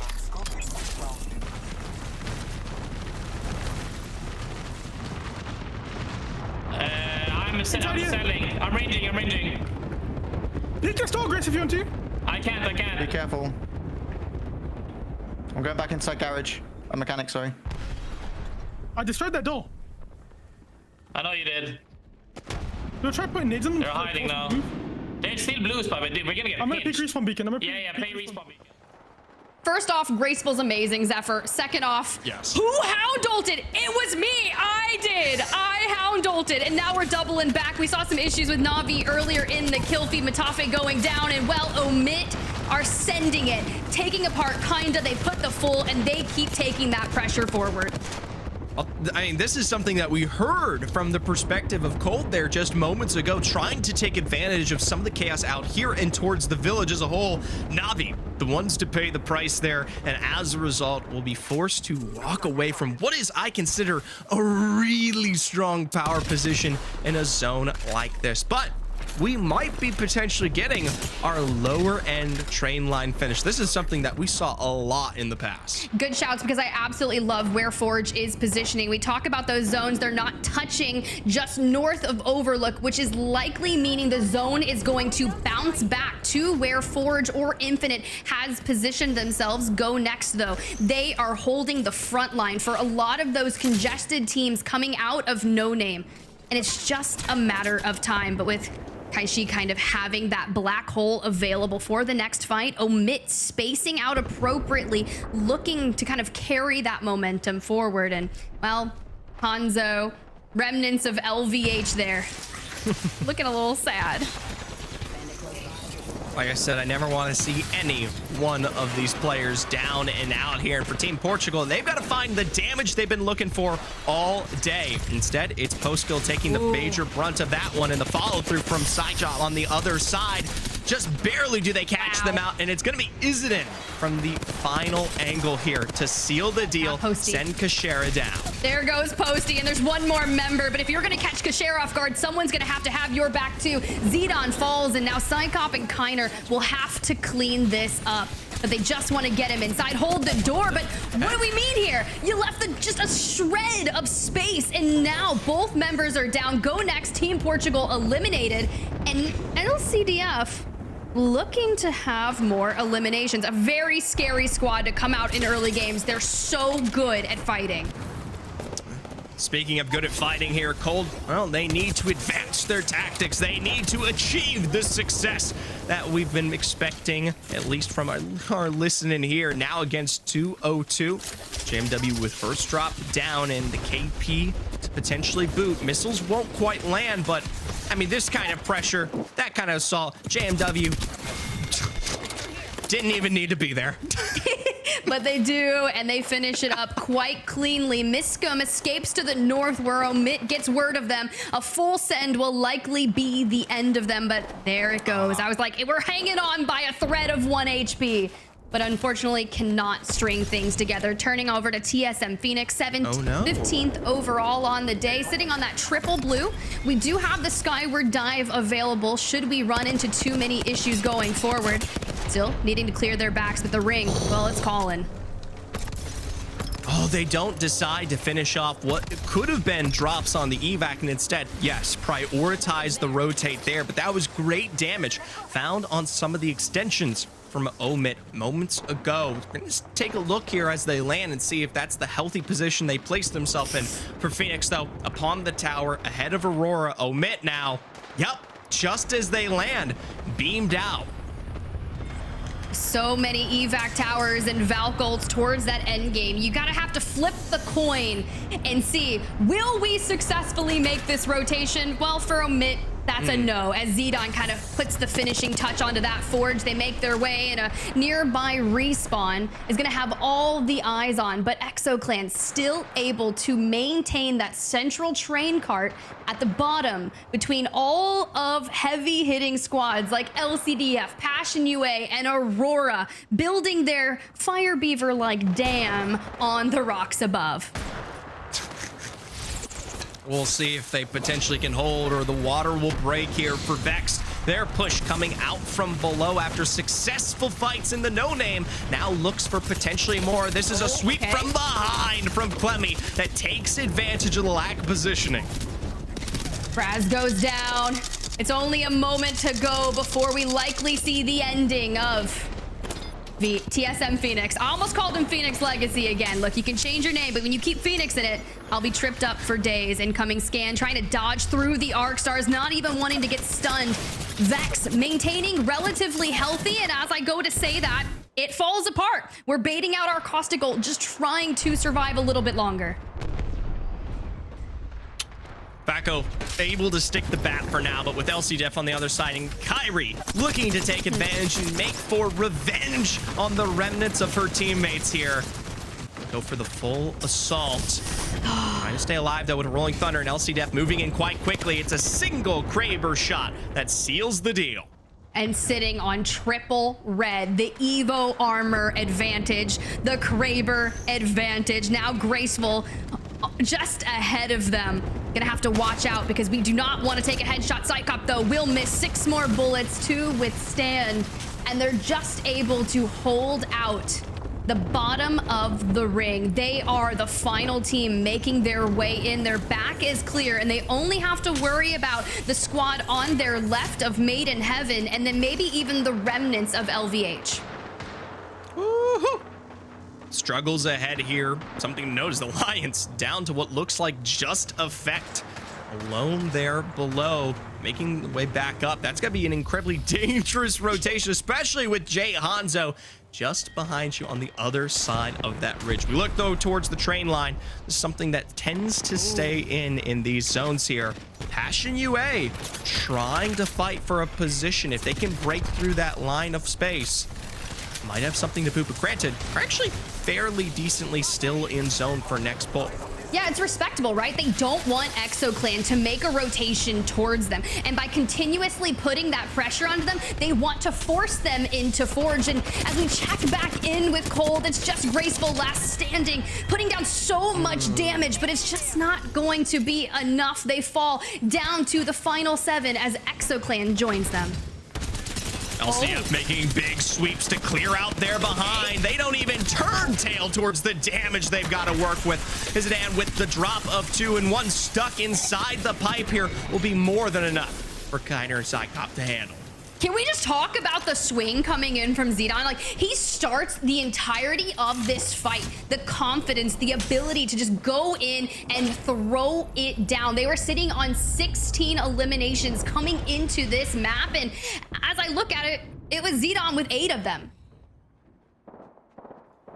An absurd lead that starts in the hands of Portugal and continues to extend the ballooning KP of LCDF. And notably, we missed the Forge getting wiped by them too. Even if they go down here now due to a delayed revive, they have come up massive in the KP. Massive. They had 16 last map. They're on 13 right now. You think back to the start of the split, Psycop was like, hey, can we get a coach? We need someone to help us get those placement points because we don't have any issues with fighting. And now Aurora, who are trying to get back into the top 5, look for another match day win, suss out the lone member of Alliance. They're going to send home. We're into the top 5. Aurora needs to get back to the top where they knowingly love. Well, for them, it might be easier said than done here, but from this kind of height, they're at a advantage. It's going to come down to Passion and Aurora in potentially their final moments. LCDF, a last remaining member, stuck on the rock ahead here. If they get one nice knock drop onto UA, it would be incredible, but Sanya is picked off from behind on that extension. Aurora capitalizing on the rotation. Okay, Hardeki with a wingman in a 3v2. Oiring goes down, doubling it to a 2-2. Artie, though, Passion UA, the biggest 1v1. Hardeki on the lifeline starts the resist. This is what we want to see. The hipfire coming through. Is this going to be an Aurora win? We've just got to finish it out. The punching comes through, but can we make it happen? We are getting worked here. Oh! It was so crazy, but in the end, we pull through in Aurora. They take map 3, the final map on World's Edge. It can't get better. It just can't get better from Hardeki. That is the monster, the demon that comes alive. A single wingman in hand. The man even gets the chance to reload. He gets the chance to reload the weapon. The Grim Reaper, man. The Grim Reaper in the Wifeline package. Like, what do you do? What do you do at that point? The double shield swap. Yeah. There, by the way. One secured by Hardeki, one in response. The absolute sheer amount of success there. The man has to even opt to fist at a certain point because he doesn't even think he's gonna get the revive off.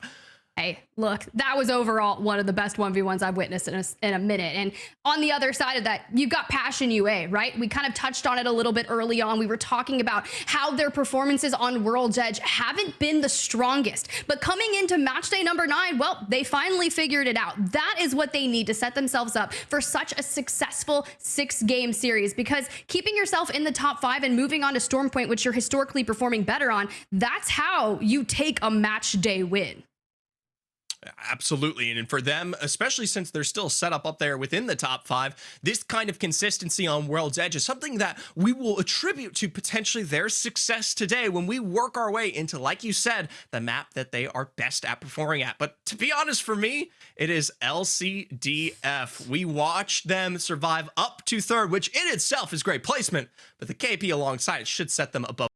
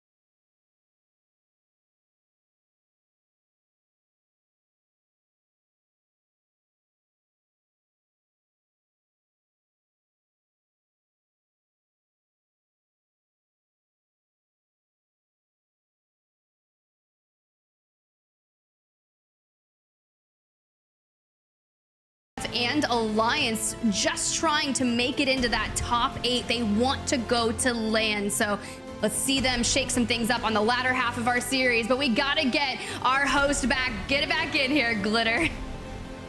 I wish you could have seen my reaction to that final fight. I don't know what was happening. That was insane. I mean, huge win on behalf of Aurora, but like you guys have been saying right now, the highlight has absolutely been the Cité de France and their performance, their slaying ability so far. But now it is time for the halftime portion of the show where we get to hang out and talk about what's been going on in the first 3 matches of the day. We bring in a guest. This time we have Noises, who I'm very excited to bring in from the Full English. Noises, how are you? Hello, I'm good, thank you. That was an insane endgame. I'm still trying to process what I just witnessed, to be honest. Yeah, that was crazy. Well, you process it, because then we're going to ask you about it in just a little bit. But before we do that, I just want to get your thoughts in general. I want to know what you think the Season 20 meta has brought to the competition in EMEA here so far. I mean, to be honest, in EMEA, it's been a bit weird because we have a lot of lifelines. It's kind of become meta here to play lifeline and get the package weapons. That's not really happening in other regions. But in general, I think the change has been really positive. It's really changed the game. POI balance now is a bit less sort of, the balance is a bit more even. So like the worst POIs have got a bit better, and the better POIs have got a bit worse, which I think is healthy for the game in general. And I'm honestly just loving the legend meta. I think it's so interesting. Like there's a lot more variety now. And like I said, lifeline being a thing is kind of cool. So I'm enjoying it. I love Lifeline. I think it's cool too. You get access to the support bins. You're almost always guaranteed a bat. Every time I roll with Lifeline, I'm getting better bat packs, and it's just been really nice to see. But while we've got you here, Noises, I'm genuinely curious. This Pro League split has had so many changes thrown at it, right? Glitter kind of talked about Season 20 being implemented about halfway through. We've got changes all over the board. The contests that have been happening, you being a part of one of them specifically at Zoo Station for Stormpoint, how do you think this is one of the hardest splits that you've played in as a Pro League player? Yeah, and I mean, to add to that, I also played like 3 or 4 match days on controller, and I'm now playing on MEK. So we've kind of been all over the shop, to be honest. Like this has been a crazy split. Yeah, definitely with the recent changes, that's kind of changed the game, and it's made the whole split feel different. But I don't really feel like that's been that big of a problem sort of for my team, or even for a lot of teams. I think a lot of teams kind of have adapted to that quite quickly because of the scrims and whatnot. But honestly, I think it's just like, it's sort of the sort of first split of the year is always the one where everyone's sort of like really intensely pushing hard to get to LAN. And once you've sort of got to that first LAN, it's sort of like you're kind of set up for the rest of the year. So I think that's part of it too. But yeah, it's definitely been a really interesting split. Yeah. A tight race, definitely, for sure, but an even tighter one into today's matches. Let's take a look, of course, at our first 3 circles of the day, and let's get that special Noises Pro insight. We'll start off here in Game 1 with that Alliance victory. Something I want to ask you about is Team Portugal. They lose this height. What's the deal? Yeah, I mean, their comp is not like amazingly set up for this fight on the height against Alliance, so I kind of understand why they went down to the cart, and they are playing here they're playing for luck, really. They're hoping Alliance chooses not to punish them and that Passion don't push up the hill into them. But to be honest, they did get lucky with the knock-on Artico by effect, but Alliance kind of play it smart and they play it slow, and they're inevitably pinched. Like there's not much they can do here. They're going to be forced on by Passion or Alliance to get second place. So in order for them to win, Portugal has to like kill the team that pushes them and then immediately armor swap and kill the next team, and they just don't have the resources or even the abilities really, like with these legend comps, to do that. And look, they're just in a tunnel. It's kind of painful to see it from that POV from Unlucky. He just absolutely destroys them in there. And yeah, they get the 3rd place, and then Passion managed to squeeze up the 2nd, and Alliance just played this really solid. You know, they played it smart. Very impressive. Yeah, absolutely. And at the end of the day, it's something that starts our day, but you kind of make a choice of kind of playing for second, and that's what I want to ask about with this second game here. LCDF ultimately make this call to drop below. Where does that come from, especially from a pro mindset? To be honest, this is the absolute right play by LCDF. Like they understand that Cold is not in a really strong spot, and they kind of identify that Made in Heaven have won this game. Like they understand that just by the spacing and the way the zone's pulled. So they choose, you know, let's just take this by surprise. We have this opportunity here to like make a play on cold, and they just go for it, and they just do it extremely well. They're a really smart team in terms of understanding when they have an advantage, and they just push their advantage right here. So they know, like you see Zidane peeks it here, he realizes they're on the low ground, they have the height, they can't win the game, they decide, okay, let's play for second, let's get 3 kills. Who knows, we might kill them instantly, armor swap, and we can even fight Made in Heaven. And you know, this swing by Cyclops is really impressive. It's does a lot of damage here, spins around and then kind of cleans up really good. And you know, Made in Heaven get the free win, but they deserve it with their positioning. So yeah, it's fun to watch. Of course, and ultimately for LCDF, it's not something that stops here. As we work our way into Game 3, they're just as successful in terms of picking up the KP, but this one is a story of Aurora here. Talk me through it. Okay, I mean, this is just an Aurora classic, isn't it? Like, they have all the height, they have like red armors, they have wingman, they have Hardeki on lifeline. It was a little bit sloppy. I hate to say it, it was a little bit sloppy, but to be honest, Hardeki stays so composed in this 1v1 here at the end. So Sanya gets taken out by the solo. That's not ideal. That honestly made this game a lot harder for them. They could have potentially won it. Nineim's jumped down. This is, again, like, they have to chow this guy here. This makes sense. Gets the armor swap. And then here comes Strafey on the Bloodhound. This is cool to see. A little Hardeki versus Strafey 1v1. It's so hard to stay this composed in this moment, and you see Hardeki's just like patiently hitting every shot. Strafey gets the armor swap. This is crazy. He gets the reload, and he's still composed enough to just hit these shots here. It's crazy. Just Hardeki things, I guess. It really was just a Hardeki thing. So now we get a look for the first time at the series results here so far on the day. This puts LCDF in first place at 47 points. Obviously, they've had a phenomenal performance here today so far, Noises. But any of these other teams, do they jump out at you, or who do you think could potentially step it up in the next 3 matches? Whatever you want to say. I just like, I'm really enjoying watching Made in Heaven right now, I can't lie. And also Passion UA, they're the two I really want to call out. I feel like they're both playing the game fundamentally well. They clearly have very strong IGLs, and they're playing together as a team, and they're not necessarily the teams that everybody looked at going in to be strong, and I'm just really impressed by the way they're playing. Definitely. Yeah, I mean, great call outs on those squads and great interview, Noises. Thank you so much for jumping on and chatting with us. It's always a pleasure to have you. It's time for us to say goodbye to you for now, though. So thank you again. Thank you very much, guys. Thank you.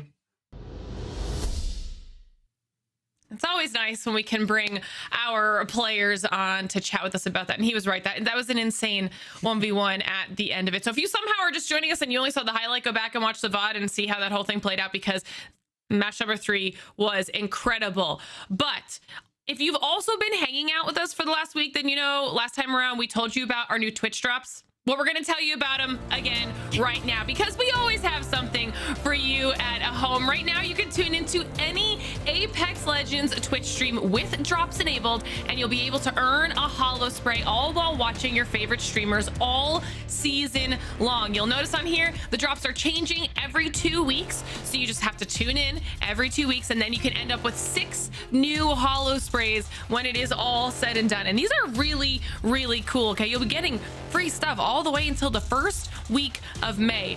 Big fan, we were talking about it before the show, big fan of that bleep one. They're all very, very cute, but we must continue on with our competition here today, which means Zephyr, it's time for you to take a break.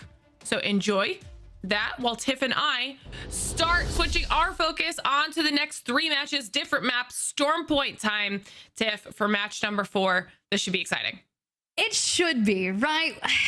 I personally enjoy Storm Point games. It is my favorite map to watch and cast over at this point in time. And just seeing the shakeups of what we witnessed in World's Edge, teams that needed to perform to really bolster their positioning in that top 8, LCDF, Passion UA. It's like, how do you carry that forward? And then even looking in when we saw the series results, Alliance hitting that top 3, well, they haven't won a match day yet. And, you know, if they're going to take one, match day number 9, that's the best day to go ahead and start. And as we look at our map rotation moving on, you know, Alliance do win map number 1, Made in Heaven. Good shout out by Noises saying that he loves watching them play. And then Aurora. But then we go to those final circles that we've historically seen. Now, Glitter, we've got to get your opinion on these, because we know I've manifested a lot of zones, but what are you thinking of here?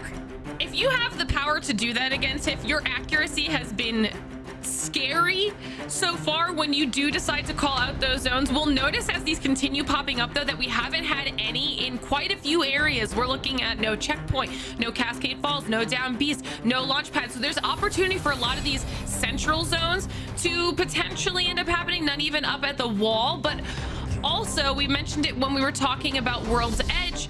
Sometimes that's a good thing for these teams that land in those areas. Looking at Forge, Go Next, TSM Phoenix, two of those teams being teams that need to get some points on the board. It gives them an opportunity to do nice, slower rotates, set their pathing, and get those Evos leveled up. Exactly, and as you look at this, good shouts there. Made in Heaven, they don't have Red Dragon in this lobby day, so it will be uncontested at the wall. But for contest, look down south, right? Coastal Camp, Team Portugal will likely get Coastal to themselves. I'd imagine 202 is just going to go ahead and straight take Echo, but just we will see some congestion there. Pest Control taking on Vex at Devastated Coast. Now, we did see a lot of those historical zones that favored Echo HQ, but that was back when Season 19 at the start of the split. Only since then we've seen one pull Echo. Now going through Legend Select, we likely won't see too many change-ups. I have been witnessing maybe one team kind of trying to play Catalyst on Storm Point, but still, you know, she's pretty much, I don't want to say like dead and gone, but kind of in comp at least. No, I don't know if anybody's like 100% ever fully gone. How long was Lifeline gone for? Now she's back.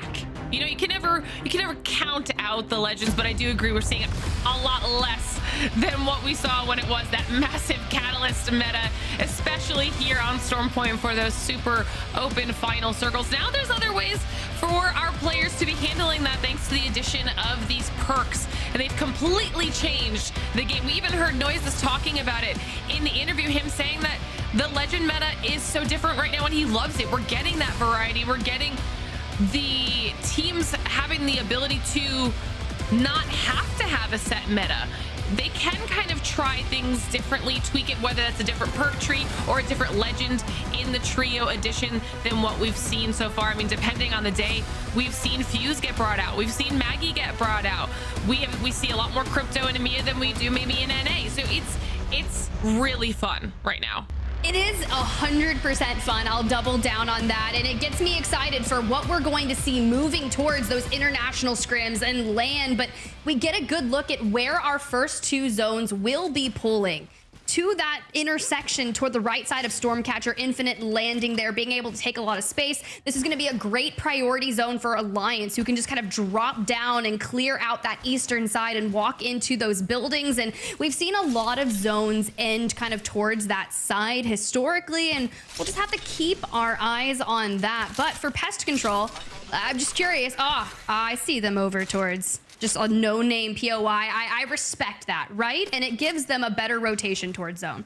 Yeah, playing it a little bit safer here, and they can maybe hold down that area and get some placement points on the board. I'm also keeping my eyes on Cold, obviously a team that we called out at the top of the show because they are right on that 20th place bubble when it comes to making it into regional finals. They're now in a really solid spot when it comes to these rings, as long as they can handle any pushes that might come through Command Center. I think it was yesterday when we saw them struggle a little bit against 07 in the push through that area, but now they don't have to worry about them, so maybe it'll help them at least be able to clear out that space.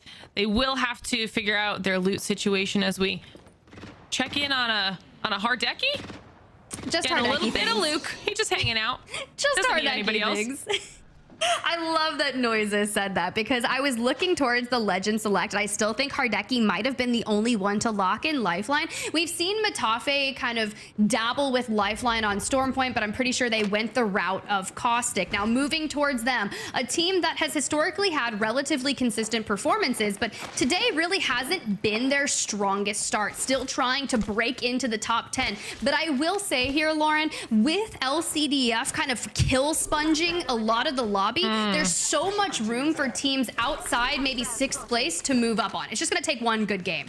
That is true, and one good game will end up having massive implications with how many of these teams are super close to continuing on in the competition or to just barely missing out on it. So there's still an opportunity here for what, like 17th through 22nd really to do anything based off of one pop-off moment, as we are now checking in with Na'Vi, seeing what they've got going on for a little bit of a rotation. We're seeing a lot of these teams starting to cluster up and trying to find a little bit of safe space. Everybody really wanting to get in early into a Stormcatcher, knowing that it's going to be high priority. These Watson fences will come in clutch for a lot of the teams that do have a Watson in the trio, though.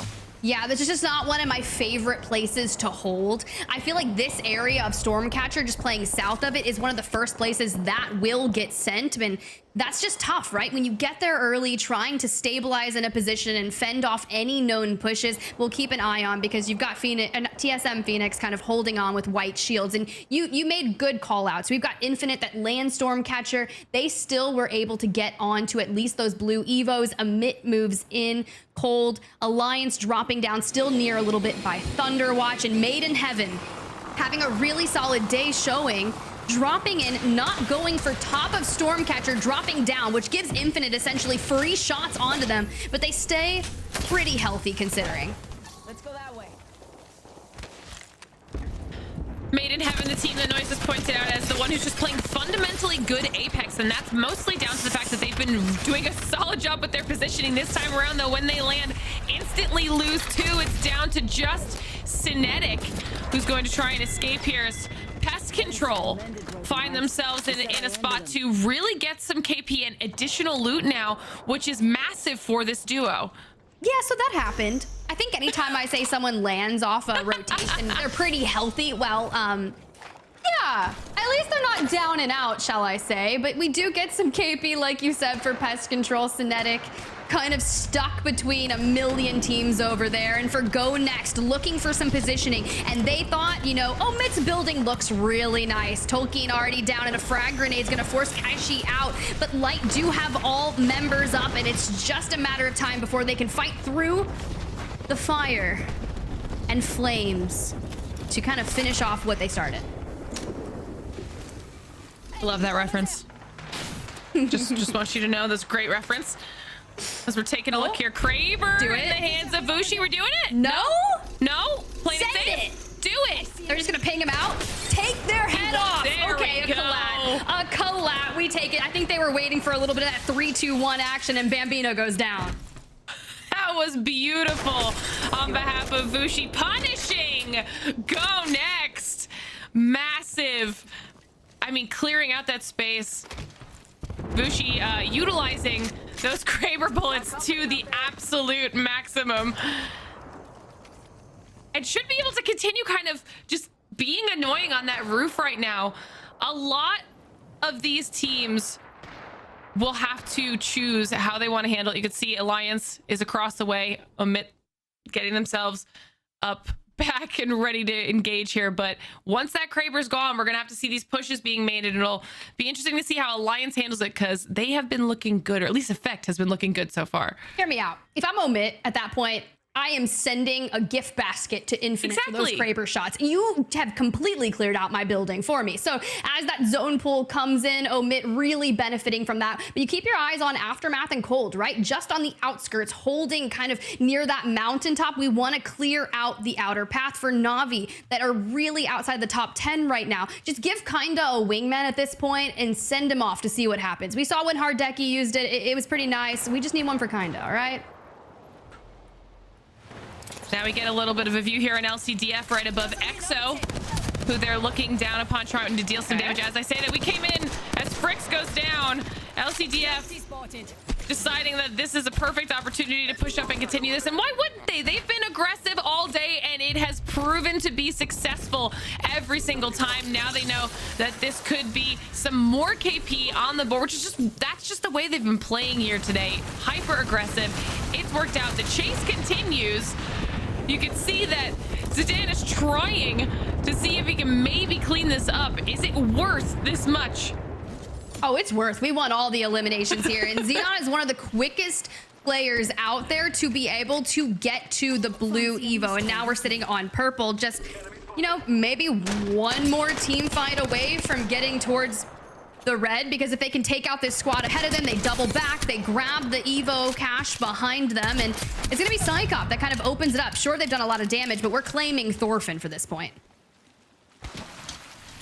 LCDF were hungry. They get one that they were hoping to get, and now, like you said, they've got this western side pretty safe into themselves, back on board with Alliance, seeing what they're going to do as they start making their rotation south. It's Team Portugal in the crosshairs of Effect. The alternator been putting in work all day in the hands of Effect, especially every time this Bloodhound ult has been popped. More damage. Oh my, Effect! Look, you gotta do it to him. You've gotta do it. And if you've got the disruptors, the alternator will go crazy, doing a lot of damage for the squad. They eventually finish it off unlucky, getting that knock on to post kill, and we just keep going. Next for Q, we just gotta see Kashera. He's able to get the trade out onto a Lucky, but when a 1v2 happens and you've got Effect in essentially the same position as Obi-Wan historically, we're just looking for a clean reset now that we've got Team Portugal evicted from the lobby. They've got some space to work with there as well, so Alliance will be very happy with that fight. Now owning that northern area of the circle. Meanwhile, Aurora also wanting to get involved in some of the action. Pushing up here, trying to go for a little bit of a chase. Oirain maybe seeing if he could clear out some of 202, but not wanting to push it too aggressively, knowing how split the crew is, but also not wanting to waste this ultimate. In the end, they end up backing off, at least holding out this area for now. Yeah, it's tough, right? I really don't want to see them push into Spider's choke. So I want them to maintain their ground. They've done enough. Yes, you want those eliminations, but at that point, giving up the position that you're currently holding isn't necessarily worth it, because there's only so many ways that 202 can get back into zone. But doubling down here, going for that Evo cash will at least allow 202 to go up on triple purple instead of pushing an issue against a team that's sitting on triple purple already. But this isn't going to be easy, right? The remnants of Exo Clan, they're down to a duo. We saw Thorfinn go down earlier to LCDF, and that's just on the midst for him. I think that means the one solo left on Exo is able to at least get one back in to try and hold out against everybody, but now they might have to come in up against Vex, who's definitely going to try and gatekeep this area if they can, knowing that it is highly likely some teams will potentially be rotating in to that choke. It's time to call in the Rolling Thunder. Nice shots out of Clemmy there as Vex look to get a little bit aggressive. They do, and honestly, 202, well, you called it. They got Thorfinn back. They don't get the Evo cash. They pop an evac tower lying right in front of Vex, and even then, we still don't full send despite getting some shield cracks. You have to keep an eye out because Rakafaka, between pretty much a glass cannon, does get back to full form, joins up, and allows them to take some pressure off of Miscum. But with Fako on the lifeline, we've seen just how nice it can be to stabilize in fights and keep yourself in full health, but the hunt, it comes through and we swing. Rakafaka's the first one to fall, and we're looking for the rest. The jump comes in right into the Bangalore smoke. It doesn't matter. It's not going to work for you. You can't 1v3. It doesn't matter. 202 eliminated. Massive fight for Vex, but I was worried that Aurora would have heard this due to their position and try to push it. It's exactly what they want to do. They've got a shield advantage as well, and if they can try and clean up this third party, they're absolutely going to go for it. Pings come down trying to nail down exactly where the enemies are. The wingman back in the hands of Hardeki. Will he be able to make another clutch play with it? Look, we've all seen this before, and we all know and love how it ends, but Aurora, they go to take that fight and immediately say, nah, not worth it. Popping the grab cannon back to get towards Stormcatcher. And instead from here, we can take our position towards the south, put pressure on pest control, hold out Exo Clan. And even though Oirain doesn't make it, Hardeki falling low, falling, and now Aurora, maybe you should have stayed and cleared out the south side. That is such tough. You feed face straight to Na'Vi. Oh, that was rough. They definitely hoped that the third party would go faster. They probably stayed a little bit longer than they would have liked. By the time they come back, there are just people waiting for anyone making that late push in, and now they go down. Vex could potentially face the same fate because now Navi's looking this direction. There's a Kraber in the hands of Matafe, and they are looking the way of Vex. Those aren't gonna connect, but we still have 8 more bullets to work with here, and I know we've seen some crazy clips out of Matafe, and he does lock in the lifeline. So I misspoke when we were in character select. It looked like Caustic, but joke's on me. Matafe does stick with the lifeline for Stormpoint. I love to see it because we've seen just how useful those reses mid-fight on behalf of Lifeline can be, because it's not taking her out of the fight. It takes just a moment to get those tippy taps out. Now those arc stars coming through as he looks for more. Kraber connects. Beautiful shot on behalf of Matafe. They're trying to push up now, see if they can just clear this out, clean up the KP. And they are cleaning house on the south side now, setting their sights onto Vex.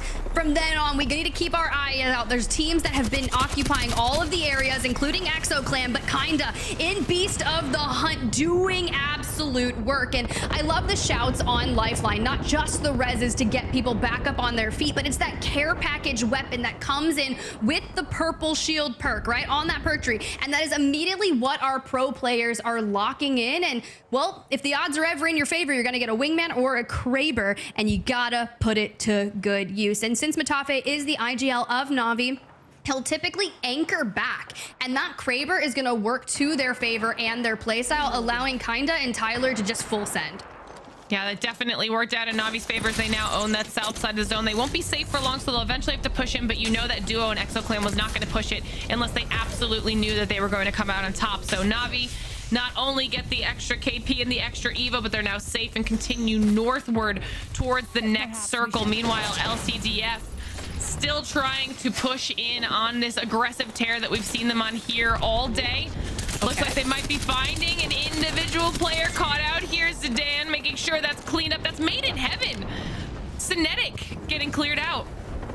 Eliminated outside the top 10, and LCDF carry on with the eliminations, looking to bounce back onto double. But ExoClan take a rotation, and Omit's like, no, you're not touching our building. We've already had to defend off against one team. We're not scared of another. But for Na'Vi, having to navigate the grounds just underneath Stormcatcher, Passion UA falls to Alliance off screen, but can Na'Vi stabilize here? They do so. The scan comes through. It's going to give away their location, and you know LCDF wants a piece of this, but kinda, we can't fall here, and we do. It doesn't matter. TSM Phoenix eliminated. Na'Vi handle that push incredibly well with players on both sides of them, able to fend them off and survive. Now they've got a little bit of time and loot. That smoke going to provide some soft cover for a little bit. They know that they do have to kind of look above them and see if there's anything they can do before they continue moving on. But hopefully some of those teams across the way will kind of clear that up. You can see just how low Kinda was before they're able to get those heals off. And when this next circle shrinks, Tiff, things are going to start to get crazy. The amount of people that are holding that western edge, just those corners of this building to try and stay safe when they all have to push out, it's going to be insanity. It's tough, right? And Forge is gonna have such a tough rotation. We don't have Caustic ult. I'm looking towards Slayers. Do we have the Skyward Dive, and are we willing to risk it? Cold just kind of anchoring down as we got a really good look at where the teams were laying. LCDF still underneath, and Na'Vi go under fire once again, trying to defend themselves against Infinite. We do make that happen, but when you've got your lifeline down, it's hard to kind of get that position moving forward, and just a rogue wingman in the hands of Kirev is going to end Na'Vi's run. That was a great opportunity seized there by Aftermath. Na'Vi now getting cleared out. You can see LCDF all on red, starting to make their push in, dealing some shots across the way. Stay healthy. Now eliminated. Beast of the Hunt still active on behalf of Kiner. They might be able to use this as they push up. Now seeing that Rolling Thunder coming through. Something that they have to worry about. But you did point out Cold anchoring on that north side of the zone. They've had a solid position this entire time, but how under-shielded will they be in comparison to everyone else that's now fighting? It's going to be tough. We always know that LCDF will be sitting on triple red, and job's not done for them as we enter the end game. We're not on to double digits just yet, but we're getting closer. Full sending onto Alliance. We're losing out on Kiner. So the duo has to clean things up, and Zidane's not going to be able to live here. We dive out into the zone. We go down. Hack is in effect.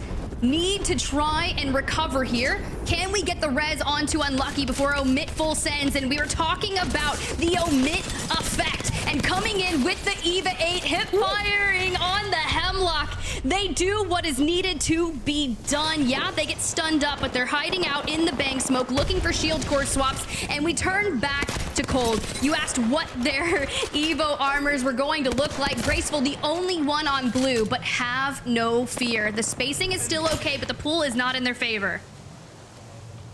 It definitely should be interesting once they have to drop down from this height. They're obviously going to see if they can maybe do a little bit more damage here to their side. That's Forge hanging out in the wings, and they know that Forge is right behind that vehicle, so Cold is going to try to be as annoying as possible. Meanwhile, Omit can kind of just watch this happen. Not to mention, look at the shields on Omit. They are in a fantastic spot.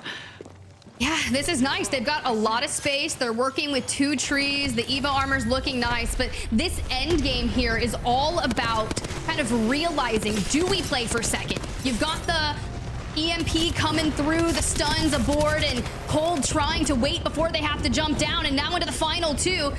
Can Cold get across this open space without taking too much damage? The passive of Bangalore is going to identify where the players are. Lufka pops Beast to the hunt, but it's Light that takes a lot of damage. Lufka's going to be able to suppress a bit, join back up alongside Light and barricade forward. Cold has handled this so well, and Mid just down to 2 with no shields. Lufka even lower. Light now, oh my god, just 1, and it is Omit somehow clutching up against Cold in those final moments to take home match number 4. That was insane, Tiff. Look, Rafi said it first, I'll say it again. It is the Omit effect coming into map number 4 in 7th place. So we've already started the climb up. We were talking about it taking only 1 good game necessary to put yourself into the top 5. And if with Omit up to match day number 9, their best performance finish has been 3rd overall, which has happened twice on 2 different match days. So can we improve upon that? That's what I'm waiting to see.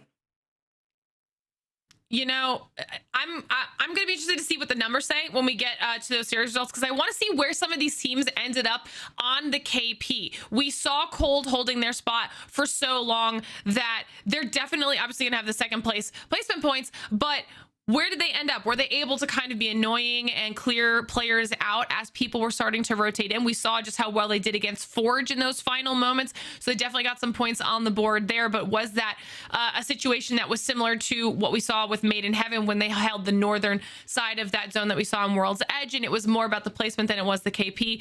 Do we get some serious numbers out of LCDF still on their tear, running through people and kind of just killing as they went? Will we see some of those numbers in favor of Alliance as well?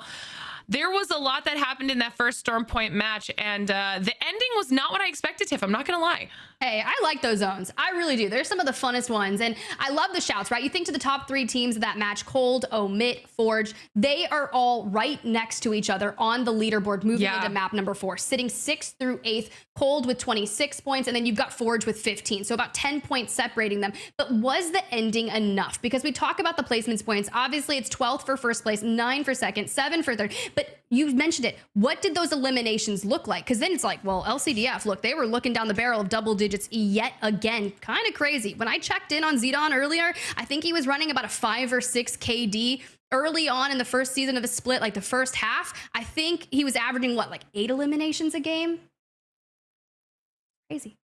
I mean, not too shabby. Crazy. Not too shabby if you've got one of your players that's just popping off. And talk about the time to do it too. We've mentioned this a few times, but obviously last play day here of the regular season for these teams. So anyone who is looking to try and scrape a few more points here and there in whatever way they can, today is the day to do that. Every single kill will count here today, and we're seeing just how seriously some of these squads are taking that, because even yesterday we saw how slay heavy some of our teams are, deciding that that's where the majority of their success will be found. And we've seen it happen in previous play days in general, even from last weekend in NA, the likes of Complexity, a squad that, you know, doesn't even take home a win, but then they win the day because of that aggression. So it's actually definitely a strategy that these teams can be using here.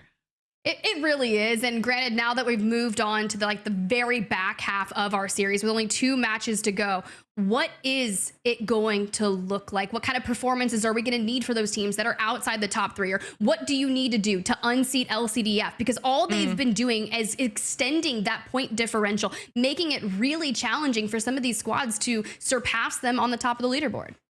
And it feels like it's because they want that land spot, right? LCDF was in a good spot in heading into today to be good for regional finals, but they weren't there yet for playoffs, and they want to solidify that. We're wondering about kills. We've got 11 for Omit with the win. That's a nice, solid win for Omit, but it's matched by 11 kills on behalf of Na'Vi down there at the bottom, Tiff. Look, that's impressive, right? If only they could have stayed alive a little bit longer to get some of those placement points, and LCDF walk away with 8. Alliance take down 2 full team squads and get 6 eliminations on the day. So it's kind of spread out throughout the half, but Cold pick up 5 of their own, and I can only imagine that for Emit, Cold, Forge, it's going to shoot them up just a little bit further in that overarching leaderboard, despite only getting 1 elimination for Forge. Let's jump on over to the back half to see what that 11th through 20th is going to look like. And TSM Phoenix walk away with 1 made in heaven after kind of a very tough rotation in to try and get some space, fall early. Aurora looked a little bit lost south of Stormcatcher, trying to take a smart fight for them.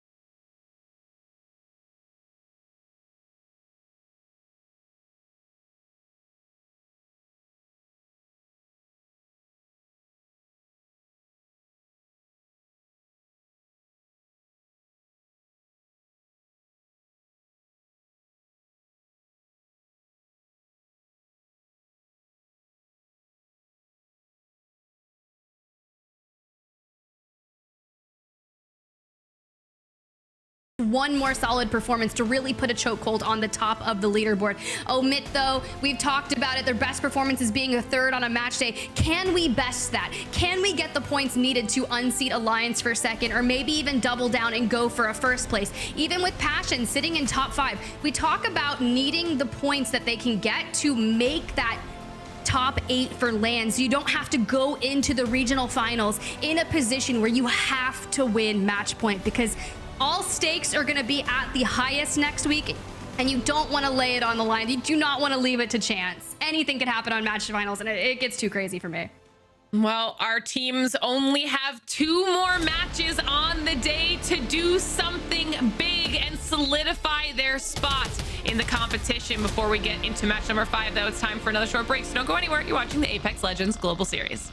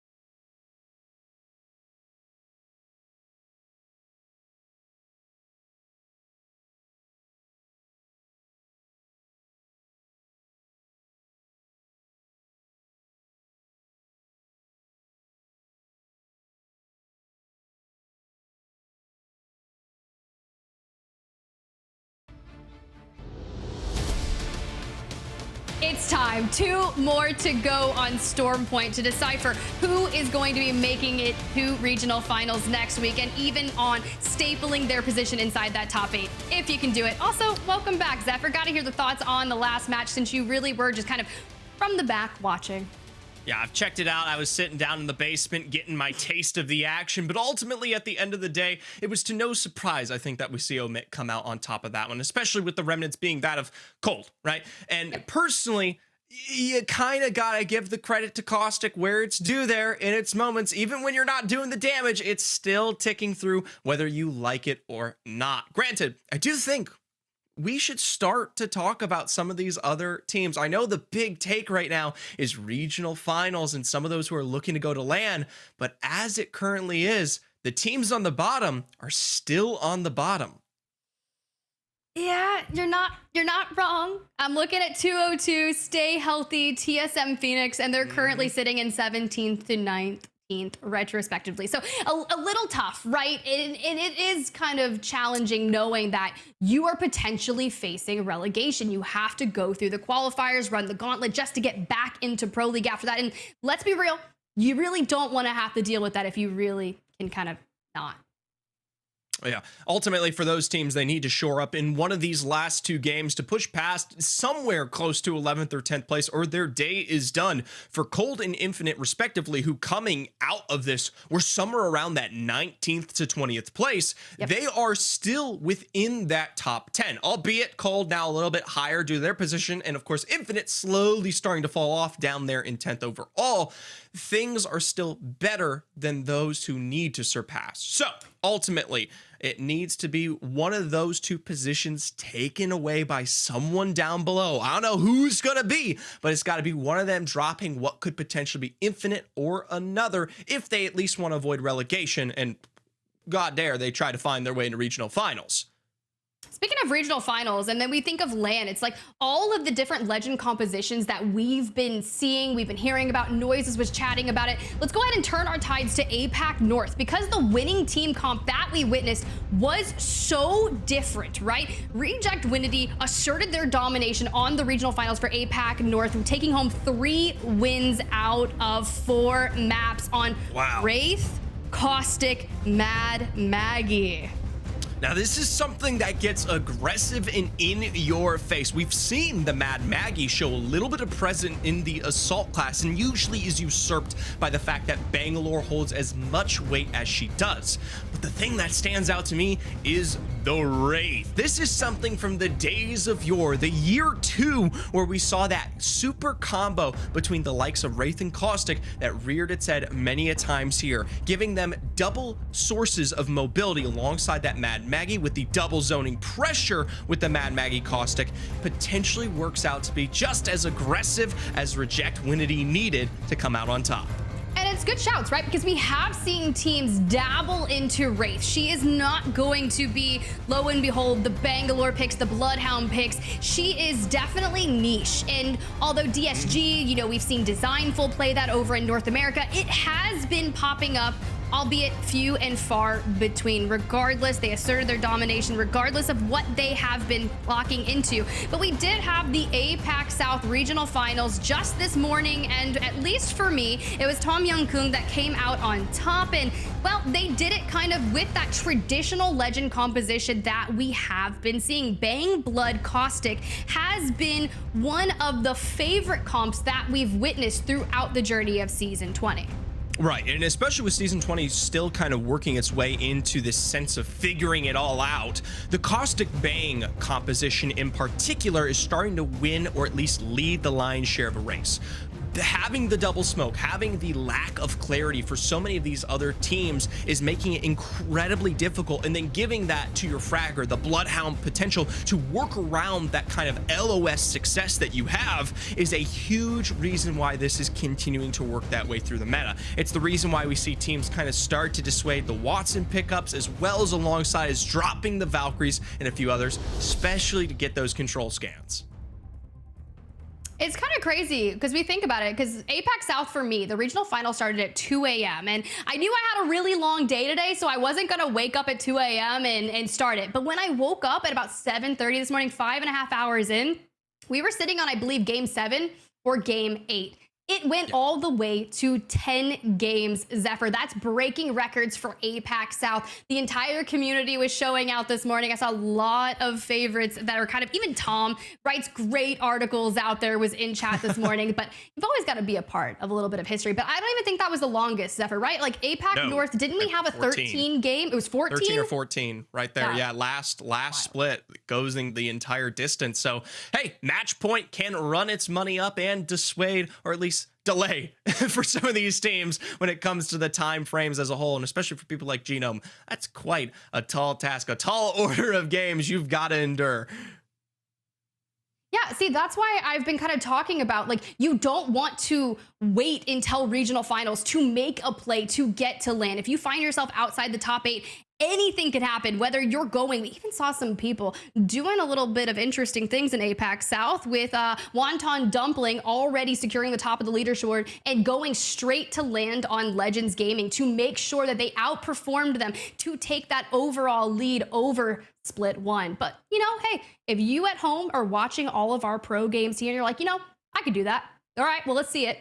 Because there's something called the Challenger Circuit, and the Split 1 Challenger Circuit does have registration open for all of those dates. Get it going, get your team locked and loaded. You know, Zephyr, let's put a team together, shall we?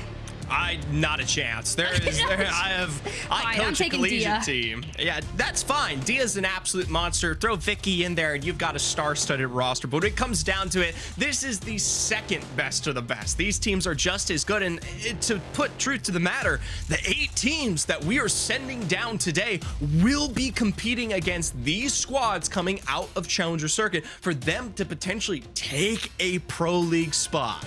Look, you want to get in Pro League, you want to be like the teams that you're witnessing today, go send it, right? And maybe I will call upon Vicky. She did just tweet out, she got the 4K badge on Bloodhound. So, you know what? I do need a roller player, and if I'm going to get one, it's going to be Vicky. Ooh.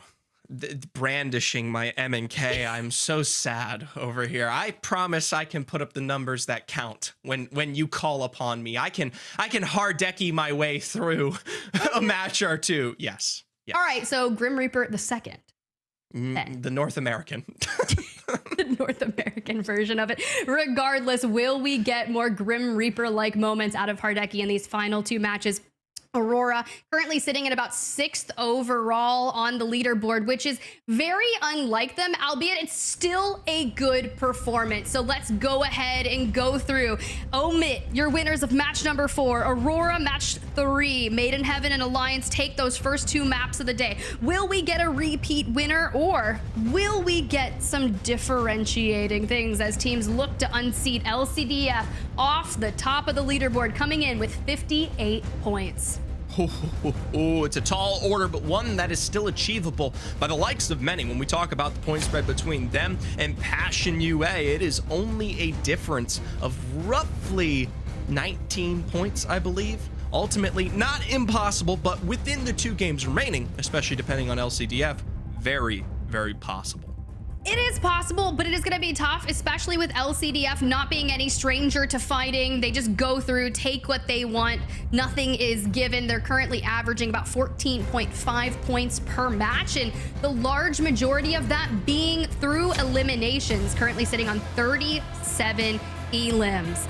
But enough talk about that, because it is time to start talking plane lines, where we're headed, a central zone, and the plane is going to start just in the south by Devastated Coast, going all the way up to North Pad.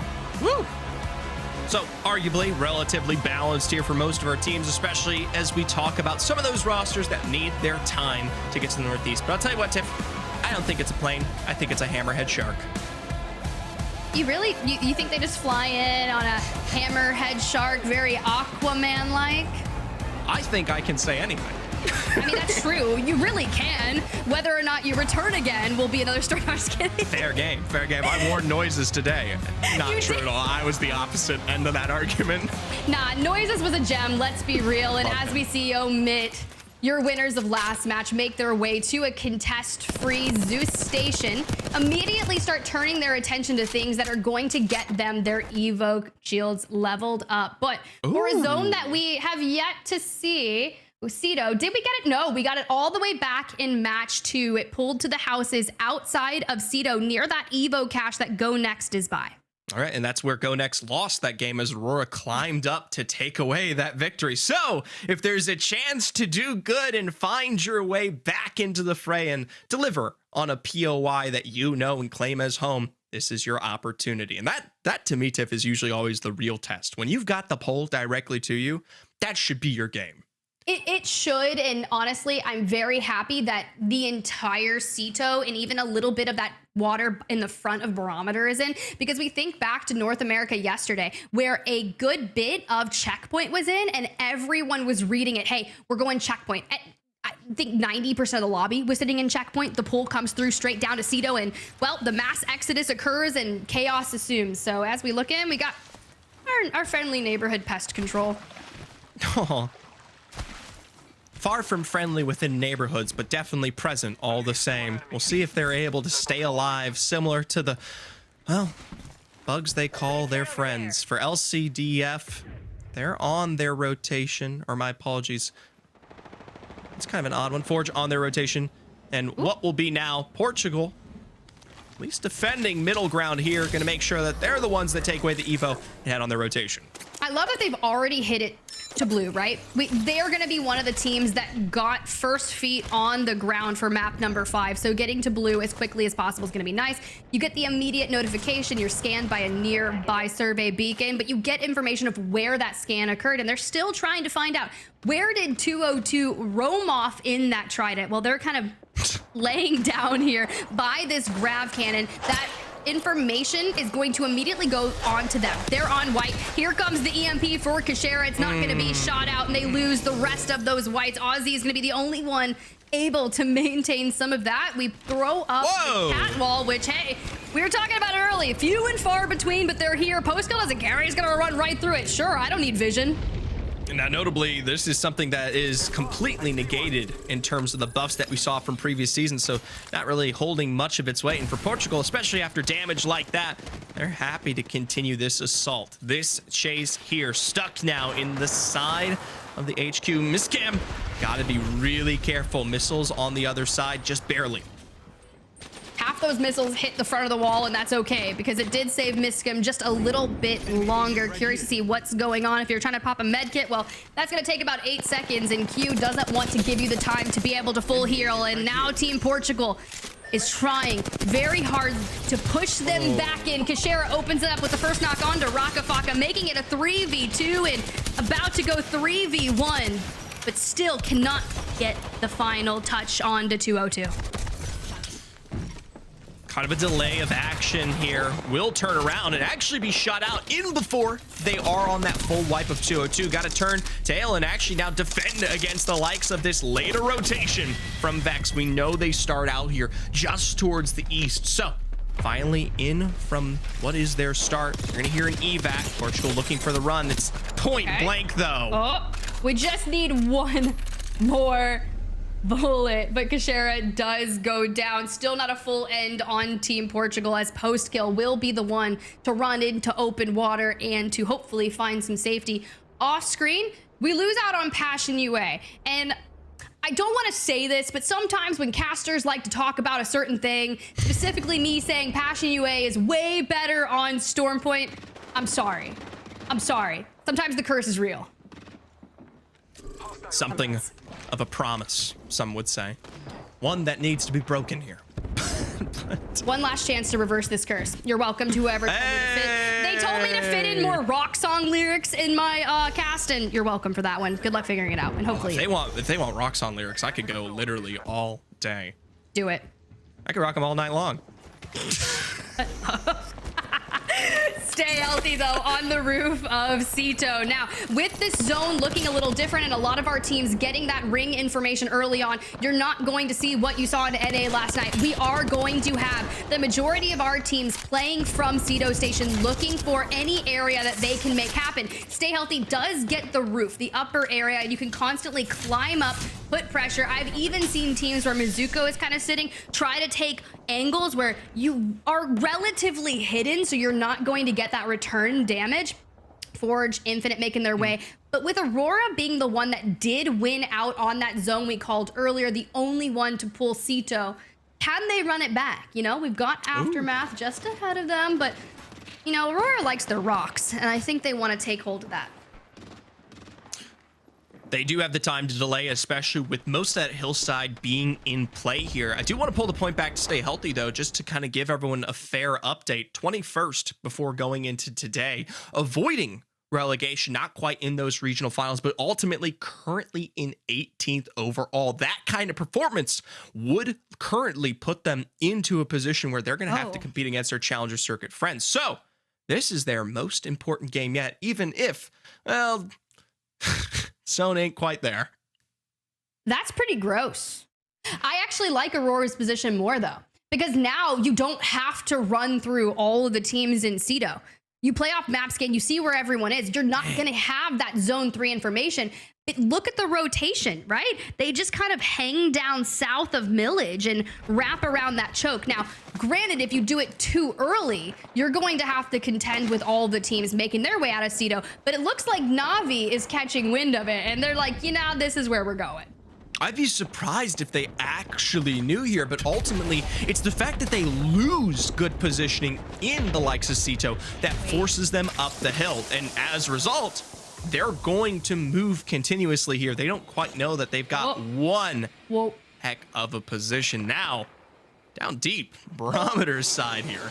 Oh no. Okay, look, are we gonna play from the building in Barometer and fight north? Because that's acceptable to me. Sometimes if you don't know where it's pulling, looking for a solid area that's not going to have you go out in that mid game where everyone goes from about those 18 squads to about 11. And then you would look at where Alliance is making their step towards. They're kind of mirroring Na'Vi in that rotation, but they actually have the info. They're going to set themselves up within this building. Na'Vi just a little bit too deep here, setting themselves up for a cross take on Barometer as a whole, and also looking to see if they can get themselves up on that Evo. Notably, does seem like Matafe was able to secure that first package pickup and will take advantage of the extra length from that bow check. 50 on the go, but again, Na'Vi is opting to go for the wide swing, potentially all the way around and even back through Jurassic. That's weird. Okay, look, if you're gonna grab the Evo caches, that makes sense. You get triple purple. Maybe you look for some extra KP to kind of bolster your scoring, knowing you're not where you typically have been, and you want to do as much as you can in these final 2 games. But at the end of the day, you take that full wrap, you're going to end right back where you started, kind of by that gate in Jurassic. Notably, they may not even end up where they want to be here. Vex coming through, the full ult in play, a wingman now on the other side and choking them out here. They've got them covered on double angles. Yeah, it's tough though. None of those nades gonna connect, but Tyler's gotta stay alive here, and Babylon's has the wingman, and coupled with the beast of the hunt, it's gonna allow them to do so much damage. Despite all the damage going out, we have not seen a single knock come through. The shield being broken on the lifeline, knowing that's immediately going to be Matafe. But at the end of the time, that round 2 is closing, and Na'Vi just takes that full wrap. Not necessarily finalizing that push, but you know what that means. We saw Alliance mirror Na'Vi in their rotation, and with all the chaos and the noise that Vex has been making, we've burned through our ultimates, and now we have to face off potentially against Alliance.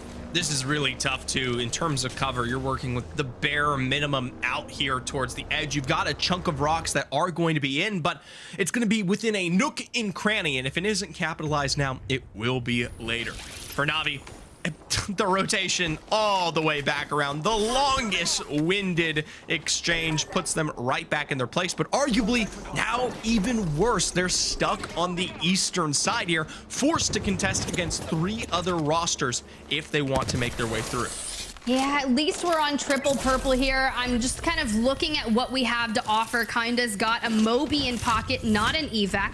1 bat, there we a couple go. shield cells here, and for Tyler, at least he has 4 bats. So if Kinda does run out, we can share that. But with Cold on your left for the gate and LCDF ahead of you, this is gonna be tough. Should the zone have shifted, which it didn't, LCDF would have been holding a potential end game. But for now, we're gonna have to worry about that cross through the gate, and even then straight into the open water.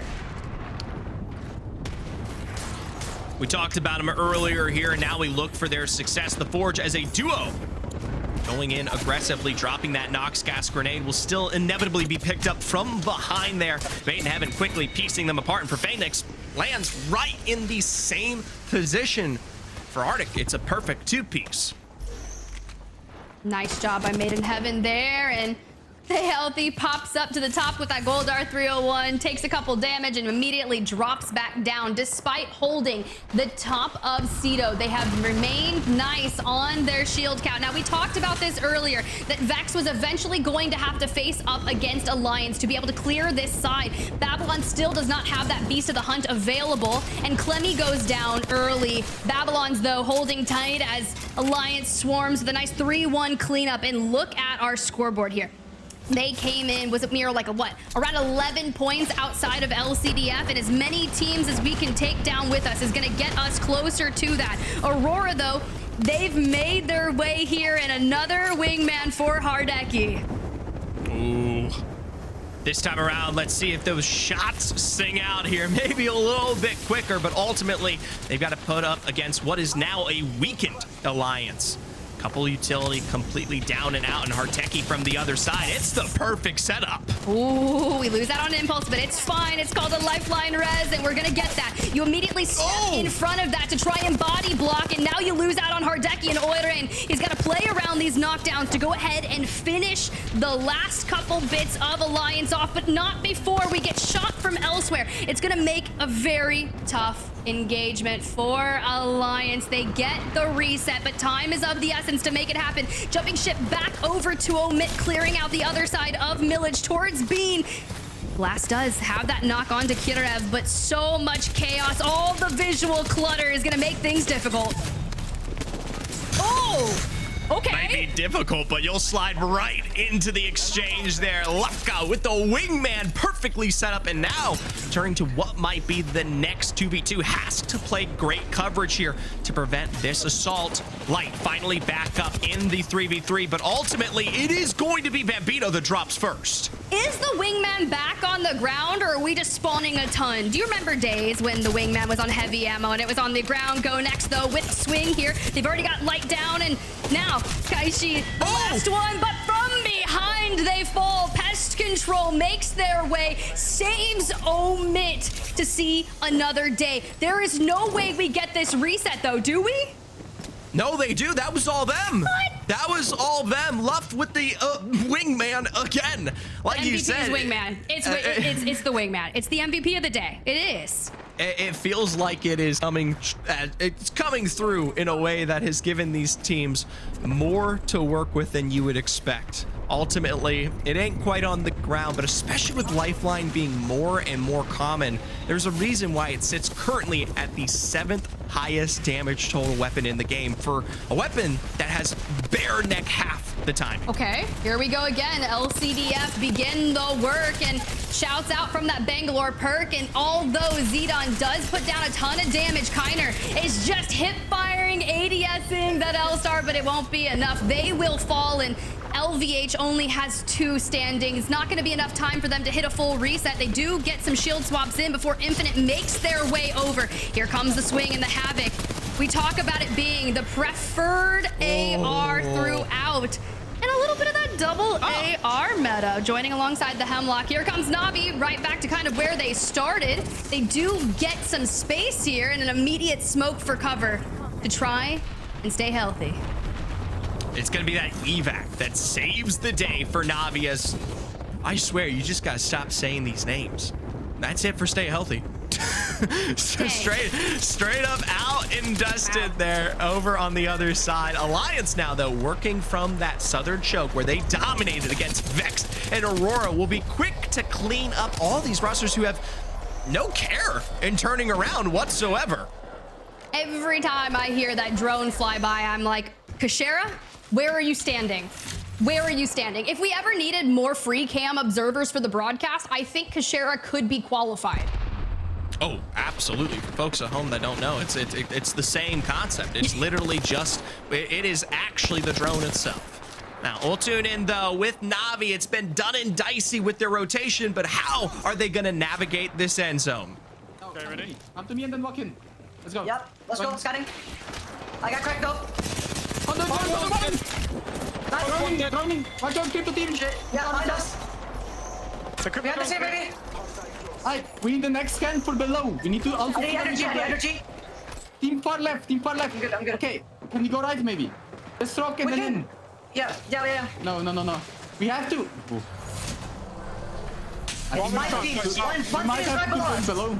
Yeah, might have to win below. Okay.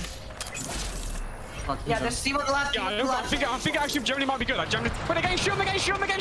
Okay. Can you smoke right?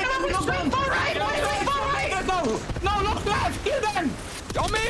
So much damage. Make damage to that. I'm healing. Listen. Next swing, we need to kill them. Okay? Yeah. Next swing, we need to kill them. One guy got thirsted. Nice. I'm fine. And then we need to walk in with smokes. Okay, let's go. Let's go. now. Smoke. Swing. Break it fast, nice. Swing. Stay alive. TV. Come to me. Back. All the way. I'm dead. Use me. The third fence is right after. Take your time. Walk up. I love that they left those Watson fences up for the sheer amount of time, but trying to make it into that open water when Alliance has so much space, unlucky. At least they grabbed as much KP as possible for Na'Vi before falling into the final three. It's Made in Heaven, Omit, and Alliance. And look at that scoreline. They have usurped LCDF for the top of the leaderboard, and now it's all about reuniting back with Hackis, who has found himself just a little bit separated. Does have just a little bit of an angle to work with. The shield back comes through, and Omit, hey, can we improve on the top three? Ooh. But for Alliance, I will say, after the elimination of LCDF and their performance today as a whole, we might be rearing up for a potential victory, not just here in this game, but overall. If they come out on top of this game, they walk away with a dominant lead going into Game 6, potentially taking it from LCDF here. For all three of these teams, though, their sights set upon land, their histories decided at the end of the day. This is a test currently, and we've got to see who might stand at the best of EMEA first. I really do like the setup that Made in Heaven's working with the fences, and Omit is able to just keep continuously putting pressure on the double trident setup. They're going to move it up just a little bit further. About 80 or so damage will occur. You jump back to the rocks, but you're setting your sights to move forward. Smoke, scan, and honestly, my man, the arm on that caustic, bro, that perk upgrade which allows you to essentially become the quarterback of an NFL team. Doesn't matter. That boy throwing dumbbells like they're peanuts out here. Something, but still has that Jenny for the next rotation. It's all about managing your cooldowns here and saving them for the time being. But look at Alliance. They're inching closer over towards Made in Heaven, and even Omit is only going to have the Trident come through. But here we see the Bang ults. The Rolling Thunder's probably going to eat apart at Omit. Meanwhile, the nades find it coming down from above here, and they will ring with just as much pressure and pain as the height as well. But in the return, though, Lufka, once again, the wingman in play, comes to save the day. A drop from behind as Alliance will lose out on one. This could be what sets Made Up in Heaven for their win. Come on, like at this point in time, Made in Heaven, they get to play for the win, and Synetic cannot go down here. There were already trades on that first fight. The full send coming in, and now just trying to navigate through this. A glass cannon in hands of Synetic. Arctic takes towards the top. Tax, do not go down, you do, and now all hopes go to Arctic to try and put this one for Made in Heaven. The Chow comes in, he grabs that knock on to Unlucky, but it's not gonna be enough. Alliance do it again. From in between a fight, down to a duo, to the resets galore, and the win that counts above all. Alliance come out on top, playing the fights against both Omit and Made in Heaven. That is something that goes beyond a guaranteed win. Like, it's just nice, right? You got Hackis on the broadcast yesterday. Was it the broadcast buff? Because you returned to your match day to play today, and next thing you know, it's like, do we net ourselves our first match day win? But we only have one more to go after this, and you're going to have to hold it on because LCDF, man, they're not going to want that to let that go. No, when it comes to the pressure they've been applying, it has been critical all day. A mass that is a weight that Alliance is continuing to build up the strength to lift out from on top of themselves. But with that game under their belt, 12 points from the win and the guarantee of the KP alongside it, you have to remember they were literally right there within that top 3 to potentially take that spot away. I would not be surprised if they're walking into now a dominant position. For Made in Heaven, though, in a minute, doesn't get much worse. They were also top 8 overall, and that's something that will allow them to at least host a robust set of points that lets them feel safe knowing that they're on top of the board for EMEA. True. And you think back to it, because we've kind of been talking about two different things here. It's making it to regional finals, which is essentially the top 20 overall for the EMEA region. But they only have 8 LAN spots to move on to Split 1 playoffs. Alliance come into match day number 9, sitting in 9th place, outside of that top 8 where they want to make it. And they've been consistent throughout Split 1, but it has by no means been anywhere near dominant. They have not gotten a first, a second, or I think even a third. So taking a match day win for them to get that 25 points overall would really help solidify themselves in those LAN contention spots moving into regional finals, which, folks, if you're at home and you've got questions, yes, the winner of the regional finals do automatically secure that LAN spot, but the rest is left up to the points that you accrue between today and the regional finals.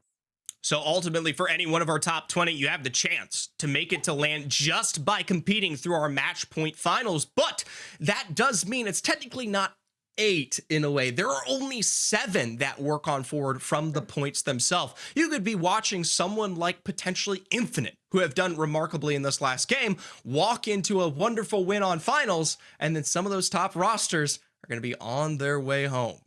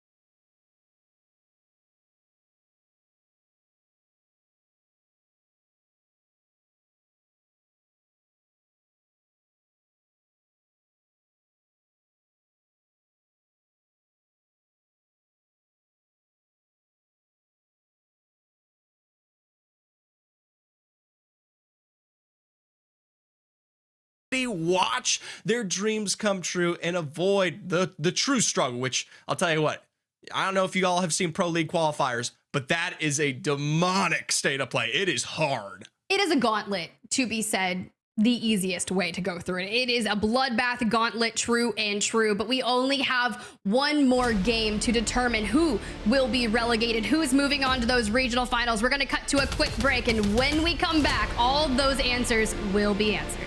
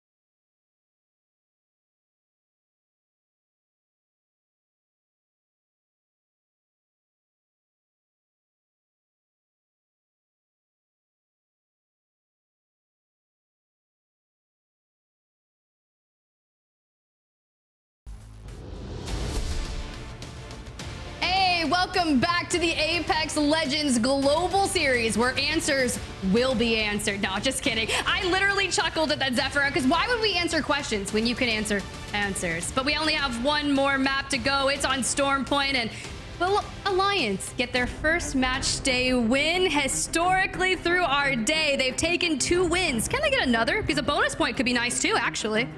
It's an answer that is waiting to be seen and a question that we'll have for it at the end of the day. But I'll tell you what, 2 on the board is something nice to see, and it ultimately does leave up tiebreak available, right? Going into match 6, if Alliance, or not tiebreak, extra points available. If they come out of match 6 with that win, they are rewarded for their success, which when we're talking about overall point standings, that extra point can make the difference. Yeah, we talked about it, right? They came into this match day in 9th place, 67 points. Made in Heaven is tied alongside Cybercats at 70. Passion UA sitting in 6th with 73. So within a 25-point match day win for them, potential for 26. Think about what that does. I know you said you're good at math, so I'll let you do quick math right there, but it's definitely north of 73.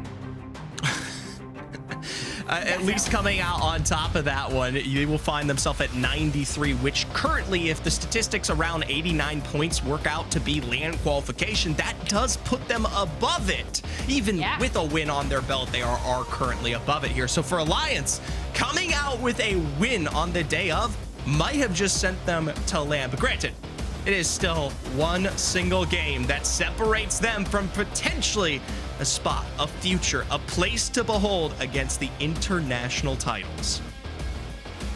Well, only time will tell. Can they get those points that are so desperately needed? We don't want it coming down to the line on those regional finals. But as our teams make their way, you can see Alliance just kind of navigating throughout the cannon of Thunderwatch. They will be one of the first squads to hit the ground as we are finally moving that plane from north to south. And from there, we wait to see where we head.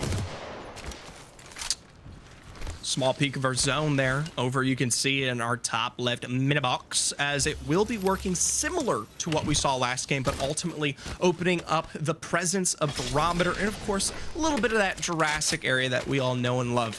The potential playthroughs here. For Alliance, though, I don't think they worried. They got themselves into a position that was right there alongside the fray. One of the best positions that even you, Tiff, called out early on towards that house from a spot like this. Yeah, they did absolutely great. I mean, that is the longest rotation from Lightning Rod. Anytime you have to go to those southern zones, you just really have to loot as quickly as possible. But you can see they've already got an Evo cache pinged for them. They'll have that 350 netted from that. They've already got about 55 more that they'll need to put themselves onto blue. So of no worry there. But setting their sights on that zone that is pulling to kind of favor where Passion UA is, and even Navi in Pylon. Team Portugal just has a quick cop and a skip from Coastal Camp to make their way into that. But if we do pull to another potential for an open ending in the water, with teams are really going to have to rely on the Bangalore smokes to kind of stay in the clear.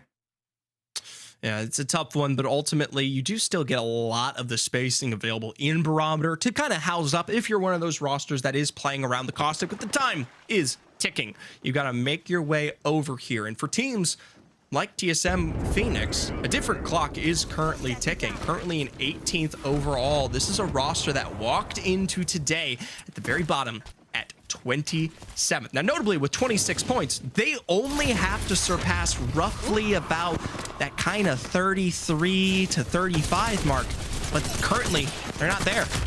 Oh no, Kyrie pushes down, holds the door, but not enough. As soon as you turn around to make a play, you get shot from the back, but it doesn't matter. We've got Revenant, we've got Lifeline, and the quick reset coming through, but it was scary for a moment. It is tough, especially when you're down a single member there. Now on the reboot, Forge looks to potentially take advantage, and I don't think that white health is going to be completely full for Kyrie here, so just gotta be a little bit careful over on the edge. Jay Savage to be that entry frag, as the nades are going to give them a little extra time. Ooh, I hear the beast of the hunt being popped, and well, now we're just looking as we enter. Time dwindling down, but reminder, you can typically extend that should you be able to get that perk later on in your perk tree. For now, scan comes through. Well, we've got our lines on, and now sometimes you got to kick through the door, but hey, you know what? Not a lot of these early fights have to be pretty. We just got to make them happen. It's been a struggle, though, thus far for the Forge, trying to work their way, and they do inevitably come through with the double knock drop. Frass from the outside, keeping the dream alive, but broken in terms of getting past the barrels on the door here. This Caustic locking down these places so quickly. I mean, that's incredible. Working your way in, blocking with barrel, and then turning right round. A leap forward here now from above, and Fraz having to reload the swap. My God. Gets a shield core swap, albeit only about 5 HP on it. But going into that fight, I can say that I've done that many times, not making sure that your secondary weapon that you're going to switch to is reloaded. And that time will cost you. Now Forge will get to go on a relatively clean reset and kind of carry on their momentum. The change in time that it took for that engagement has allowed teams like LCDF, Made in Heaven, start to kind of inch their way closer to that southern zone. It's tough here. TSM Phoenix, that's something that I'm still thinking about. Ultimately, needed to have an ultimate game here, right? Needed to have something excellent in their final game, potentially now, of the EMEA Split 1. And to be honest, walking away at what was 18th with only a couple of points there, they may pop into 17th, but I just don't think that's enough points. We'll let the standings work their way out towards the end here, but we might already be sending our next relegated team home. LVH, they take down Tyler from Navi. Now, granted, since Matafe does play Lifeline, which is going to be that support character, should we not be able to recover the banner, they can rely on crafting it. However, very tough to do so in ALGS. However, we did see Hardeki go on a tangent yesterday, not only crafting and trying to res once, but they were going for a second before they got cut down. I don't know about you. I saw Infinite literally rise right in front of, or revive literally in front of 4 teams in survey camp earlier today. So, especially given this early, I think Navi got time. Navi got a lot of time. They'll be fine. Gotta find a crafter first, and as they rotate out of zone, they're gonna be heading straight towards Cold, still making their way in. Otherwhere, we have Made in Heaven getting set up in Barometer with that second zone information. So I have to look for the teams that when round 1 starts to finish that close, right? We pop ring 2. Who are the teams that are going to have access to a ring console to get the third zone information and have a more accurate depiction of where they need to move towards? It's a tough spot here, but ultimately, if you don't have it, south. Good guesses, you know? Find your way into the buildings or the bushes or potentially what is the pineapple buildings just on the outside of Jurassic. For Vexed, they take from zone directly into Pylon. This is where Cold was situated just on the outskirts a moment ago, and even from the hillside. Come here. You've got to be more careful than that. Well, good thing more lifelines appearing here for EMEA. You drop your Q and you immediately start to get that reset going through, but as they are the only team inside of Pylon, the availability of the Evo cache is there. It'll just be some nice little top-ups before you have to go into that end game. For LVH, after taking down Tyler, they're moving forward, and look at that nice ring console that is so calling Vife's attention. At some point, they'll grab that. Really good from LVH, sitting at 11th right now. Gonna keep everyone updated on these things. Ultimately walking in today at 18th. Should be relatively safe, even for regional finals here. Speaking of a team that will find themselves kind of safe, Omit, you know, starting that journey northward in points south on Storm Point. Well, we look at where that zone's going to be pulling. Northwest. Yeah, as well. Yeah, exactly. We like the upward trajectory when it comes to the point scoring, but for our zone that pulls yet again a little bit further south this time, very similar to what we've been witnessing for Storm Point here, back to the water and Infinite kind of holding that choke there. That's going to be one of the scariest positions in my eyes because you have so many teams north of that area that are going to be looking for a place to get into Barometer if you're not already there. Yeah, especially since this has the opportunity at least to pull back towards that beach end in our final moments, and that can be a good position to work your way in from. For Go Next, they want to clear out this building. It's getting a little too tight, a little too musty, a little too gassy in there for Tolkien. He breathed in a little too deep. Hey, Fashion UA, find a KP. This is the start of what they need here for match number 6. And to be fair, you land in Barometer. You're on blue shields. I was worried about what that loot would look like. Yeah, we just are running an iron sight flatline. Okay, not my favorite, but to be fair, you really have to kind of go with what you can get. Let those eliminations come to you, and by that way, find your loot. Elsewhere, you've got Alliance on triple purple, Omit to the right, and Team Portugal holding Gravity Cannon. Arguably just as tough as a spot to defend here, but can work its way out well, especially if you're able to contest the building. But granted, taken right now, they're starting to extend here. This is not a roster that ultimately needs the ton of points, but could potentially look for it. A Trident on the other side, though, says they're just going to look out towards the west, clean things up from behind. They should be okay.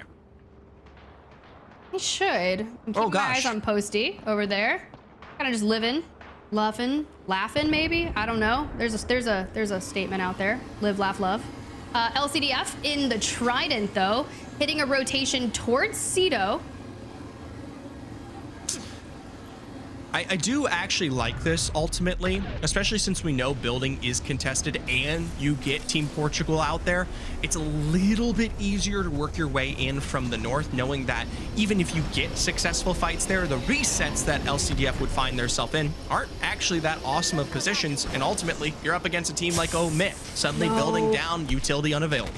This is going to be tough. Yes. Immediately we get Tyler back in. We throw the evac tower down, but we have the ring at our back and we have to go towards Forge. I'm not sure what our medkit syringe capabilities look like. Will that be able to hold you down as you hit maybe a more western wrap towards LCDF and the Alliance? Because you could only stay here for so long in the ring, and with Phoenix kind of setting up those Nox traps all over the doors, it's going to be tough for them. That's it. They've got to go for the extended rotate there, and they might, like you said, find themselves in a sense of action as they breach through the relatively open area that still currently exists just towards the north of our chokes there. For LVH, holding the outskirts of where Forge were once playing, they don't even bide their entire time, but they've actually successfully spotted out Cold here. Spotted a subject over there. Jumping back on board with LVH. Not necessarily Gonna do where it. they need to be for the Barrow. Here goes the scan, and well, it connects. We've got the information of Cold. Let's jump into a quick listen in with them. Yeah. Grip that tail. Back out in. Back at drone if you can.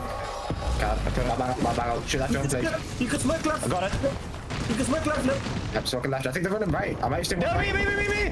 One guy. Okay, yeah. I tagged 140 in the back. Oh, bring down him. Ape him. Yeah, check it right, check it right. Bang one. I'm making that. Yeah. What are we? Me. Where? Oh, me. Yeah, go. Wait. Go. Nice. Mike, me and your team. Kill this thing. New team. Just kill him. Yeah, I'm stopping. Aping. Wow, yeah, swing it left. Left.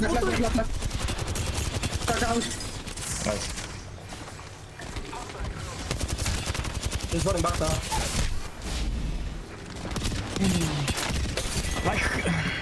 Bruh. There was one word in particular that I think summed up that entire fight from LVH in those comms, and it was bruh. Yeah, I do think it was surprising that they ultimately did extend that as long as, I mean, they just came from knowing Forger behind them. Ultimately, that third party was absolutely guaranteed, especially after zone close, but that's hide nor hair for Alliance, losing out on Effect, the namesake, the Bullet, the Demon. This is a struggle now as a duo that'll have to fight their way forward. You don't know if they've got any Moby, but for now, they need to win 3v2. 202 fall elsewhere, but I'm quite honestly impressed with Unlucky. Now, not necessarily new to competitive, but newer to Alliance as Yuki kind of left the fray, but Unlucky has really adapted to Alliance quite nicely. Now, they're not going to live here. Navi will take them out and get some well-needed KP for them. Now we just kind of, that's true.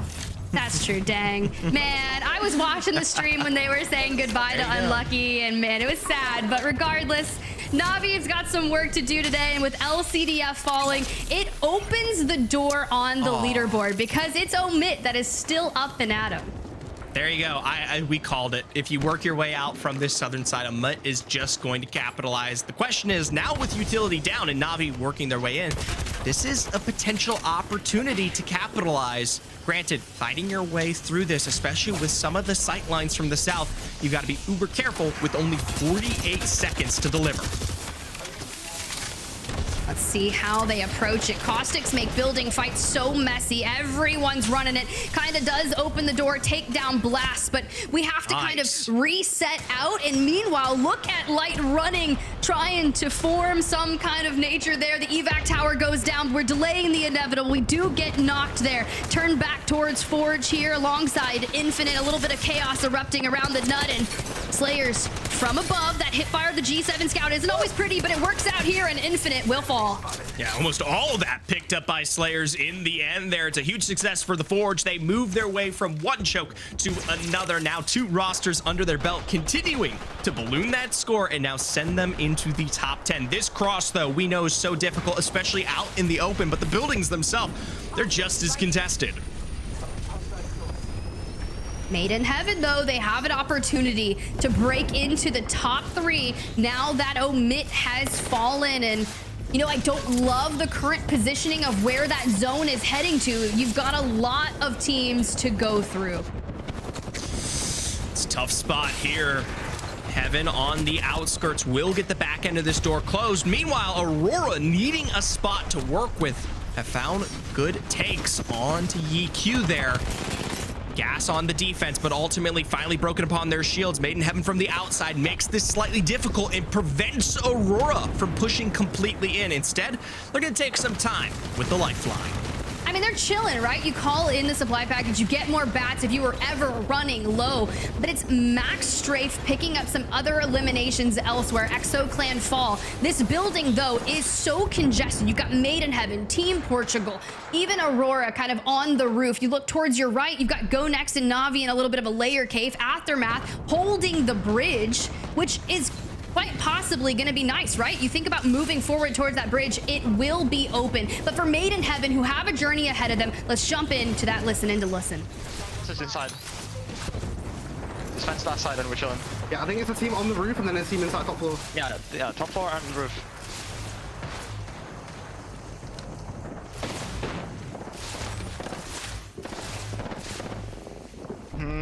What is our next play though? This rock is in. The rock, yeah, the rock. Yeah, we shut up angle up top and kill everything on them. Left, there might be a rock on the left now. Are they fighting above again? Connect, you can scout from me. You can scout from me. Wait, I'm scanning, wait. One team dropped. Yeah. That's fine.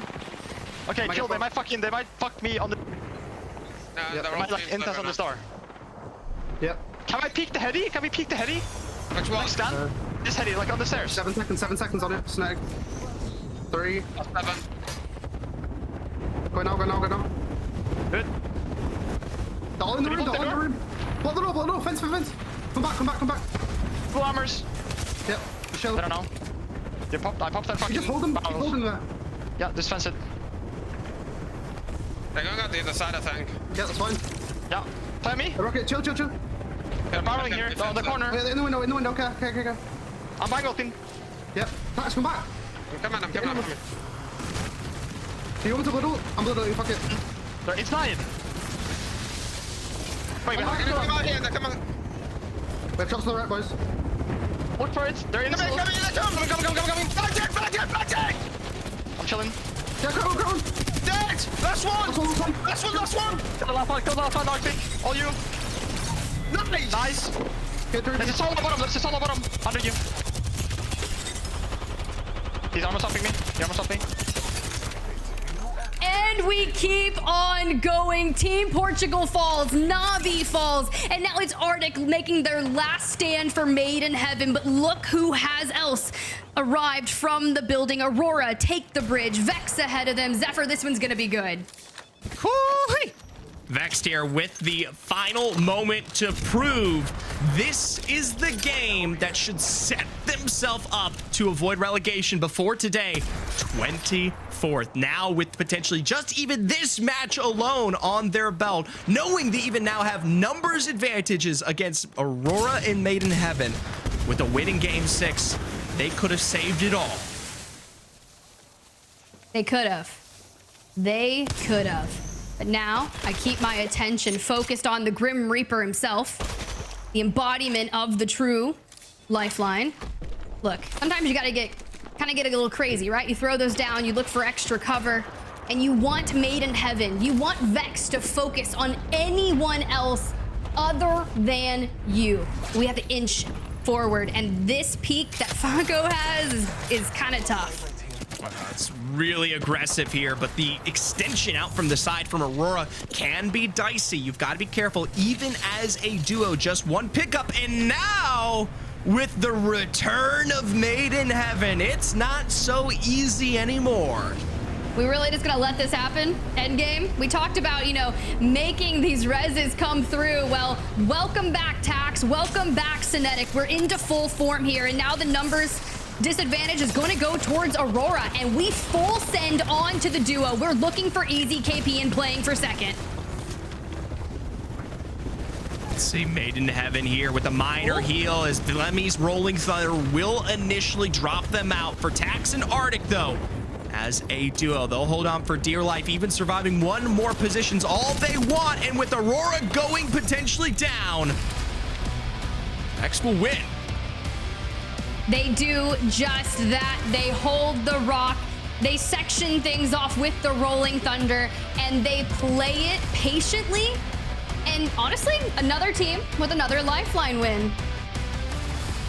It's a huge win for there, and the reset for Vaco is something that gives them their breath of life. But the positioning in general is something we should talk about. Coming out from the east there and contesting against so many rosters, we saw some of their deep dives out towards the central position, and ultimately, like I said before we got into that final fight, before we got into the Vexed win, that is the single game that puts them in safety, right? Had they not won that game, had they not finished as high as they did today, they could have been potentially down and out with our Challenger Circuit teams competing for Pro League once again.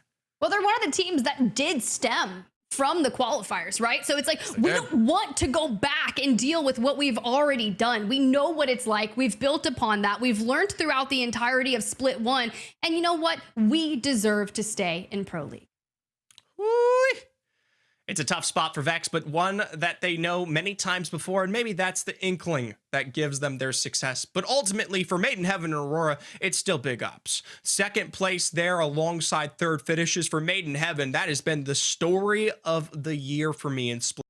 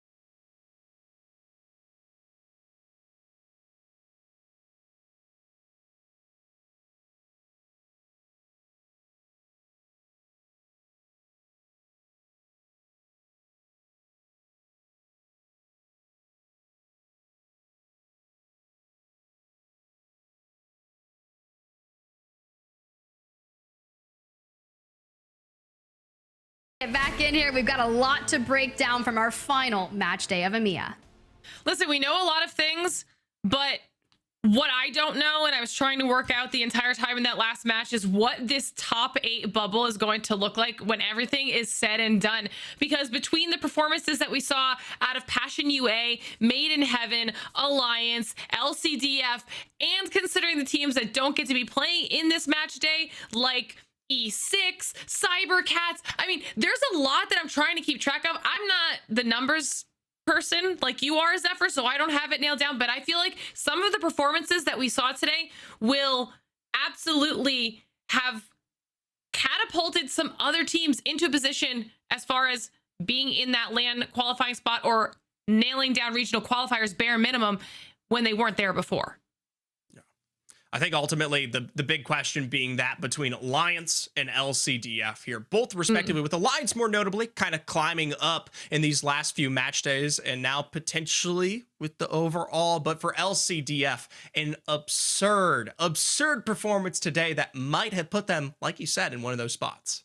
I can't wait to see what those standings say, but we're not there yet, okay? We need to go back and talk about the final circles from all of our Storm Point matches, because everything kicked off in an insane fashion, okay? We were talking about what could Omit bring to the table. This was the zone where we watched Cold holding a position on high up against that mountain for a really long time and put them in a fantastic top 3 spot.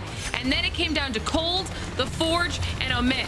And Forge decided to try and make the first move here, which allows Cold to just rain down damage from above and clean up these kills. Some really important points actually for Cold as well, because they were a team that was on that top 20 bubble heading into today, and their performance was super solid. They ended up trying to go for that final push into Omit, but with a little bit of back and forth here, the scans come through, the shots are good, and it is Omit that is able to clutch up here, close out match number 4, and this was a huge win for them.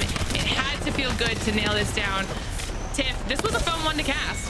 Yeah, it really was, and Omit taking the win at the end of that. But then you turn your sights to match number 5, where yet again Omit make it to that top 3. Made in Heaven, look, they've got a really nice positioning over there, but at the end of the day, Alliance are able to single-handedly put pressure on both of these squads. And as they start kind of getting those trades, we start looking towards where is our best bet for success. Hackett does go down here early on, and you will actually see Effect trying to punch him closer towards maybe where Unlucky can kind of hit that res. Effect will be able to put the pressure back down, and Made in Heaven's like, oh no, I mean, like, we're chilling. And then we wait for that final fight. Synetic getting cracked here and not being able to capitalize on those earlier knocks is really what kind of starts putting the nail in their coffin, Zephyr. Yeah, and notice as they cross here how lost they look. The direction for who to send is all over the place. Synetic's in the water. Tax is bouncing between both sides here. Arctic finally gets the climb up, and what is a very late blood and ultimate. And while, yes, a successful drop onto Lucky comes through, it ultimately comes at the cost of your time, doing Made in Heaven in and sending Alliance ahead. But with our final game here, we discussed it through and through, and y'all just at home got to see it. But for Vex, the double mano-a-mano lifeline battles with a late Made in Heaven res was something to boot here. Like you said, Tiff, you were surprised that this Made in Heaven res comes through, but ultimately it was perfect, right on the cusp zone, in perfect cover.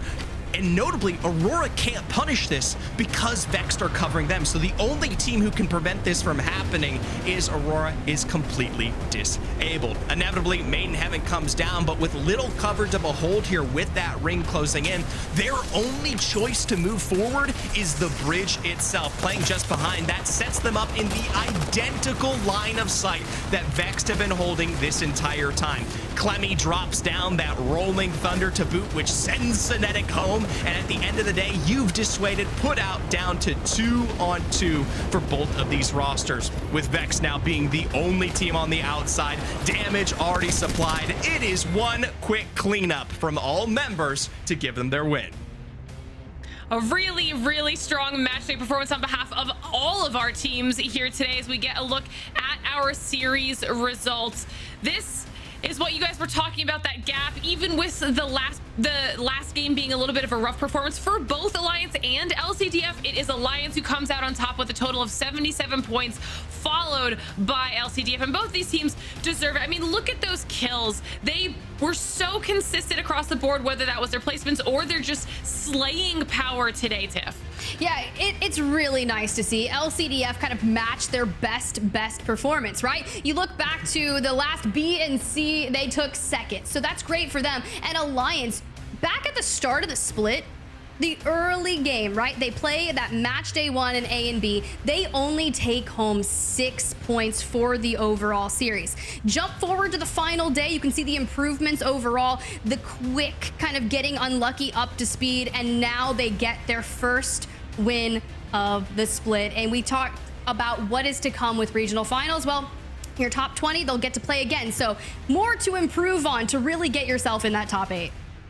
Okay. Well, now that we got a chance to look at the series results, if I'm not mistaken, our overall standings are ready to go. And I have been waiting for this because was the performance that we saw out of LCDF, who started the day in 14th overall, enough to leapfrog them into a top 8 and go for that playoffs qualifier? Or will they just barely miss that bubble? Alliance definitely pushed themselves into a spot to really nail down a top spot. They had to have.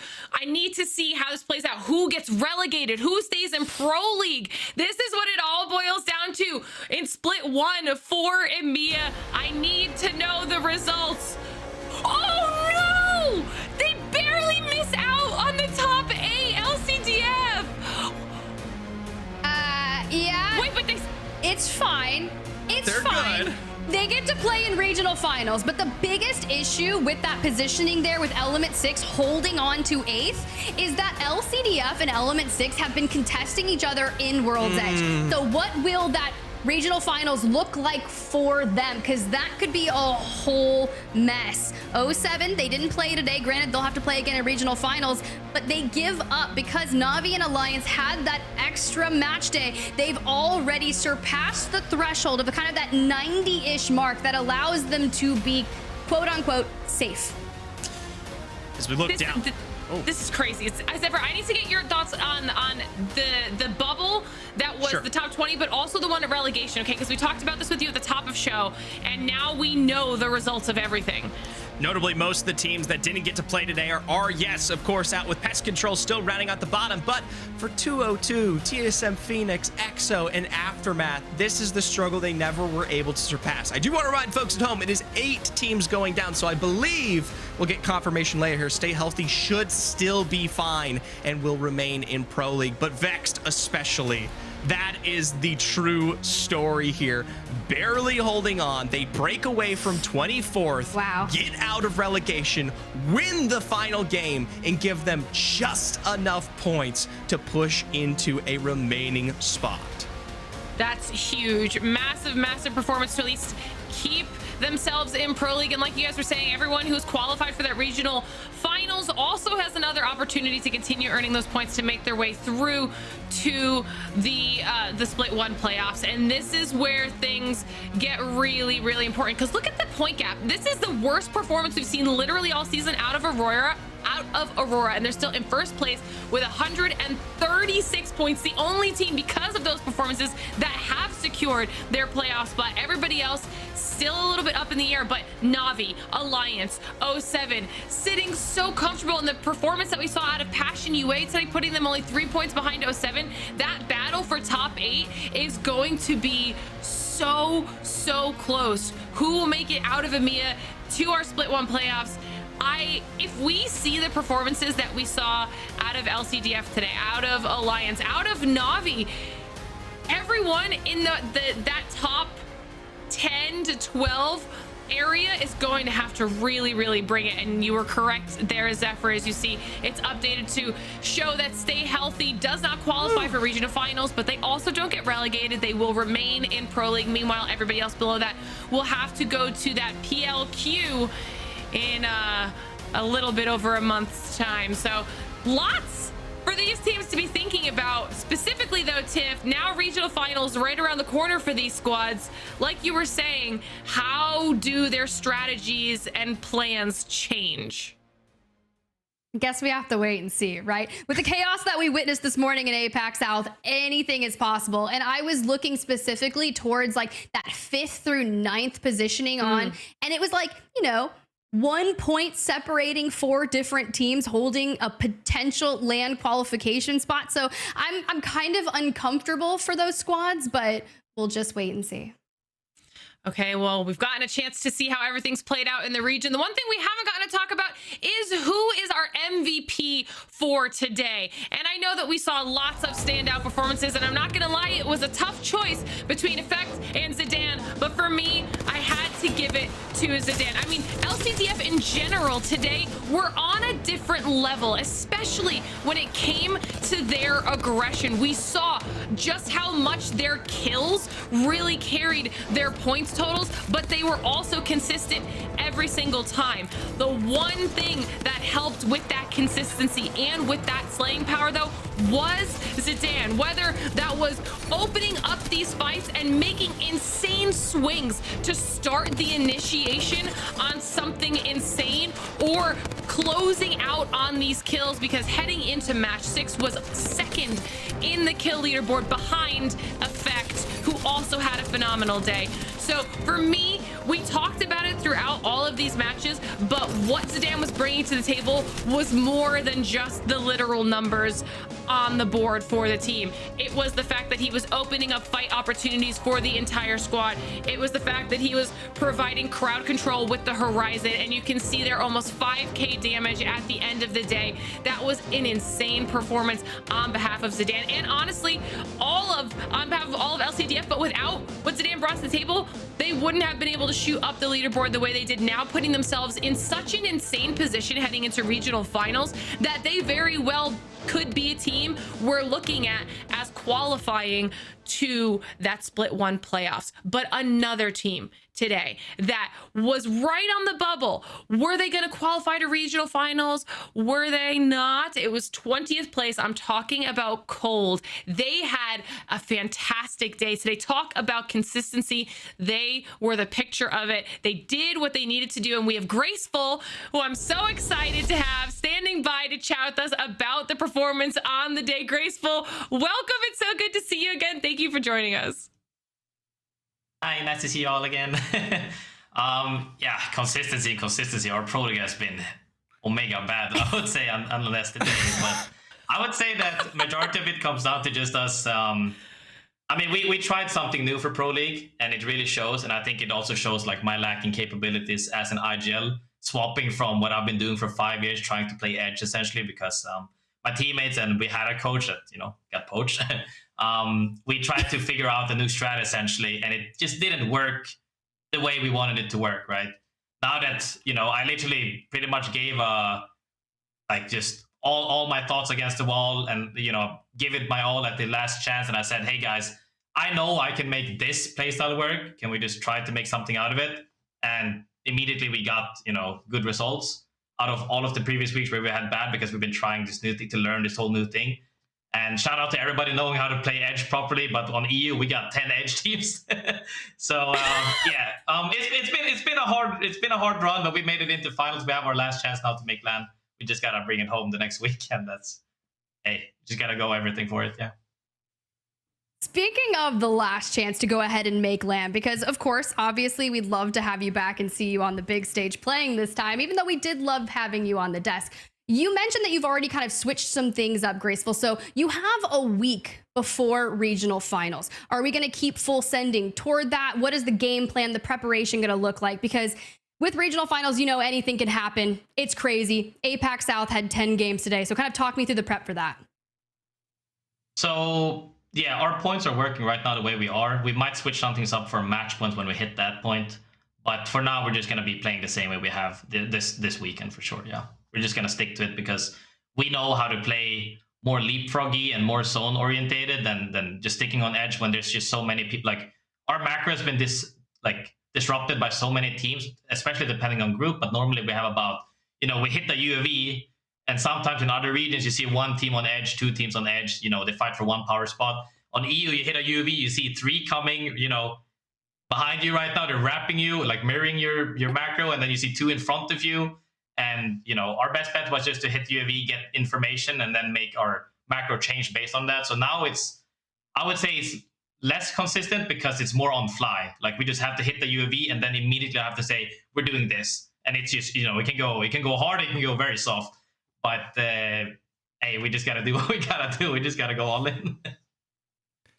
I like that. Go all in, because at the end of the day, it's left out there on the maps themselves. But I kind of want to talk to you about something that scares me for Cold here, because ultimately, while it has been a tough season for y'all, when we look at the points, you've made it. You're in regional finals, but the points still aren't quite there. We sit somewhere around 84 points for that kind of top 8 right now, which currently somewhere around a win or even second place isn't enough, I believe, for Cold to actually make it into LAN. So that means, Graceful, if I'm correct, and people could correct me all day long behind the scenes here at some point, if y'all don't win, you don't make it. What kind of pressure does that put on y'all now, knowing that it literally comes down to potentially all or nothing for Cold going into match point?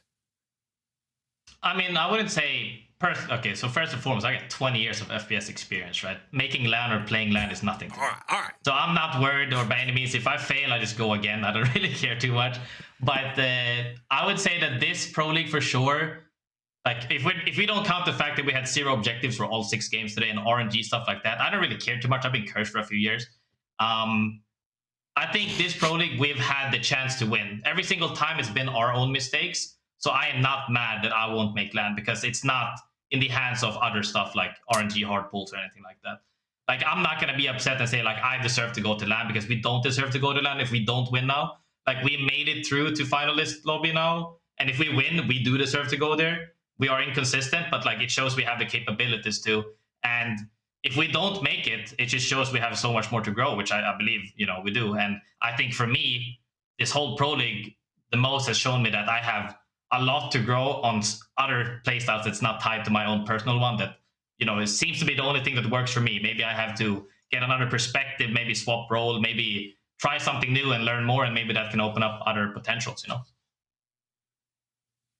You are always so pragmatic and logical. Anytime you answer a question, Graceful, it's always an absolute joy to speak with you here on the show. So congratulations on making it through to regional finals. I'm excited to see what you guys can bring next time around. And thank you for jumping on and chatting with us. Thank you so much for having me. All right. We always love having Graceful here on the show. But now that EMEA is all said and done, I want to get some final thoughts from you guys on how everything played out, because today was a fantastic day, Tiff. It really was. The teams that needed to kind of win to lock it in, they did. Alliance knew what was on the table. They took it, right? At this point in time, those 8 spots, they're not going to be given freely here. You have to earn and take what you want and go forward to Split 1 playoffs. Regardless, for our teams that got relegated, shout out to you. Wish you all the best on those Pro League qualifier journeys, because like we said earlier, it's going to be a gauntlet, and looking forward to the gauntlet of regional finals will be like me for sure. All right, and Zephyr, give me your thoughts or even predictions if you have any, and how potentially what we might see in regional finals. I don't know. I don't got any predictions yet. That's a cook that I have not yet begun to find the ingredients. But I'll tell you what, any one of these teams can come out on top, especially with how things have adapted. But Aurora definitely looked the best to boot. But something I will say, especially as we start working our way, not just through EMEA, but into North America tonight, anything can happen. From Alliance and LCDF boosting their score, from Infinite and Cold holding on for dear life, to teams like Vexed escaping relegation. Even with just 6 games on the board, there is always hope and there is always an opportunity. That's very well said, Zephyr. And you mentioned it. We might have nailed down who's in our regional finals for EMEA, but we still have a whole other series coming up for NA right around the corner. And you can't forget that it's obviously the last match day for NA as well, which means we'll end up with another list of teams qualified for regional finals and those who are that much closer to our Split 1 playoffs. And you'll be seeing the likes of Complexity. Okay, you saw the domination that Monsoon can bring to the table with the Sentinel, where Complexity is able to win a match day when they don't even win a match. Okay, what will they be able to do here today? And then, of course, we have SSG currently sitting in our top 10 overall. Phony, Frex, Zainu. What will they be able to do? Will they continue on some domination here, put themselves even higher up in our leaderboard? Or will they stay about the same or even fall? And then finally, we've got Disguised, Timmy and Co. always bringing something fun and enjoyable to the table, sitting right above, tied with SSG on our overall leaderboard. Will either of these teams create a little bit of disparity between themselves with their points? We'll have to see how all of that plays out. It's going to be super fun though, so make sure you're here. And as always, if you happen to miss any of the action, you can always follow us on social media at Play Apex Esports on X and YouTube, or at Play Apex on Twitch. And that way you will be fully caught up and you won't miss a single second of our ALGS action. All right, but like I've said, we've got a little bit of time before our next region. So while you're waiting, make sure you go play some Apex, okay? Test out what we've seen some of the pros doing here today and see if any of those strats can help you climb that ranked ladder. We'll see you back here in just a few hours for NA.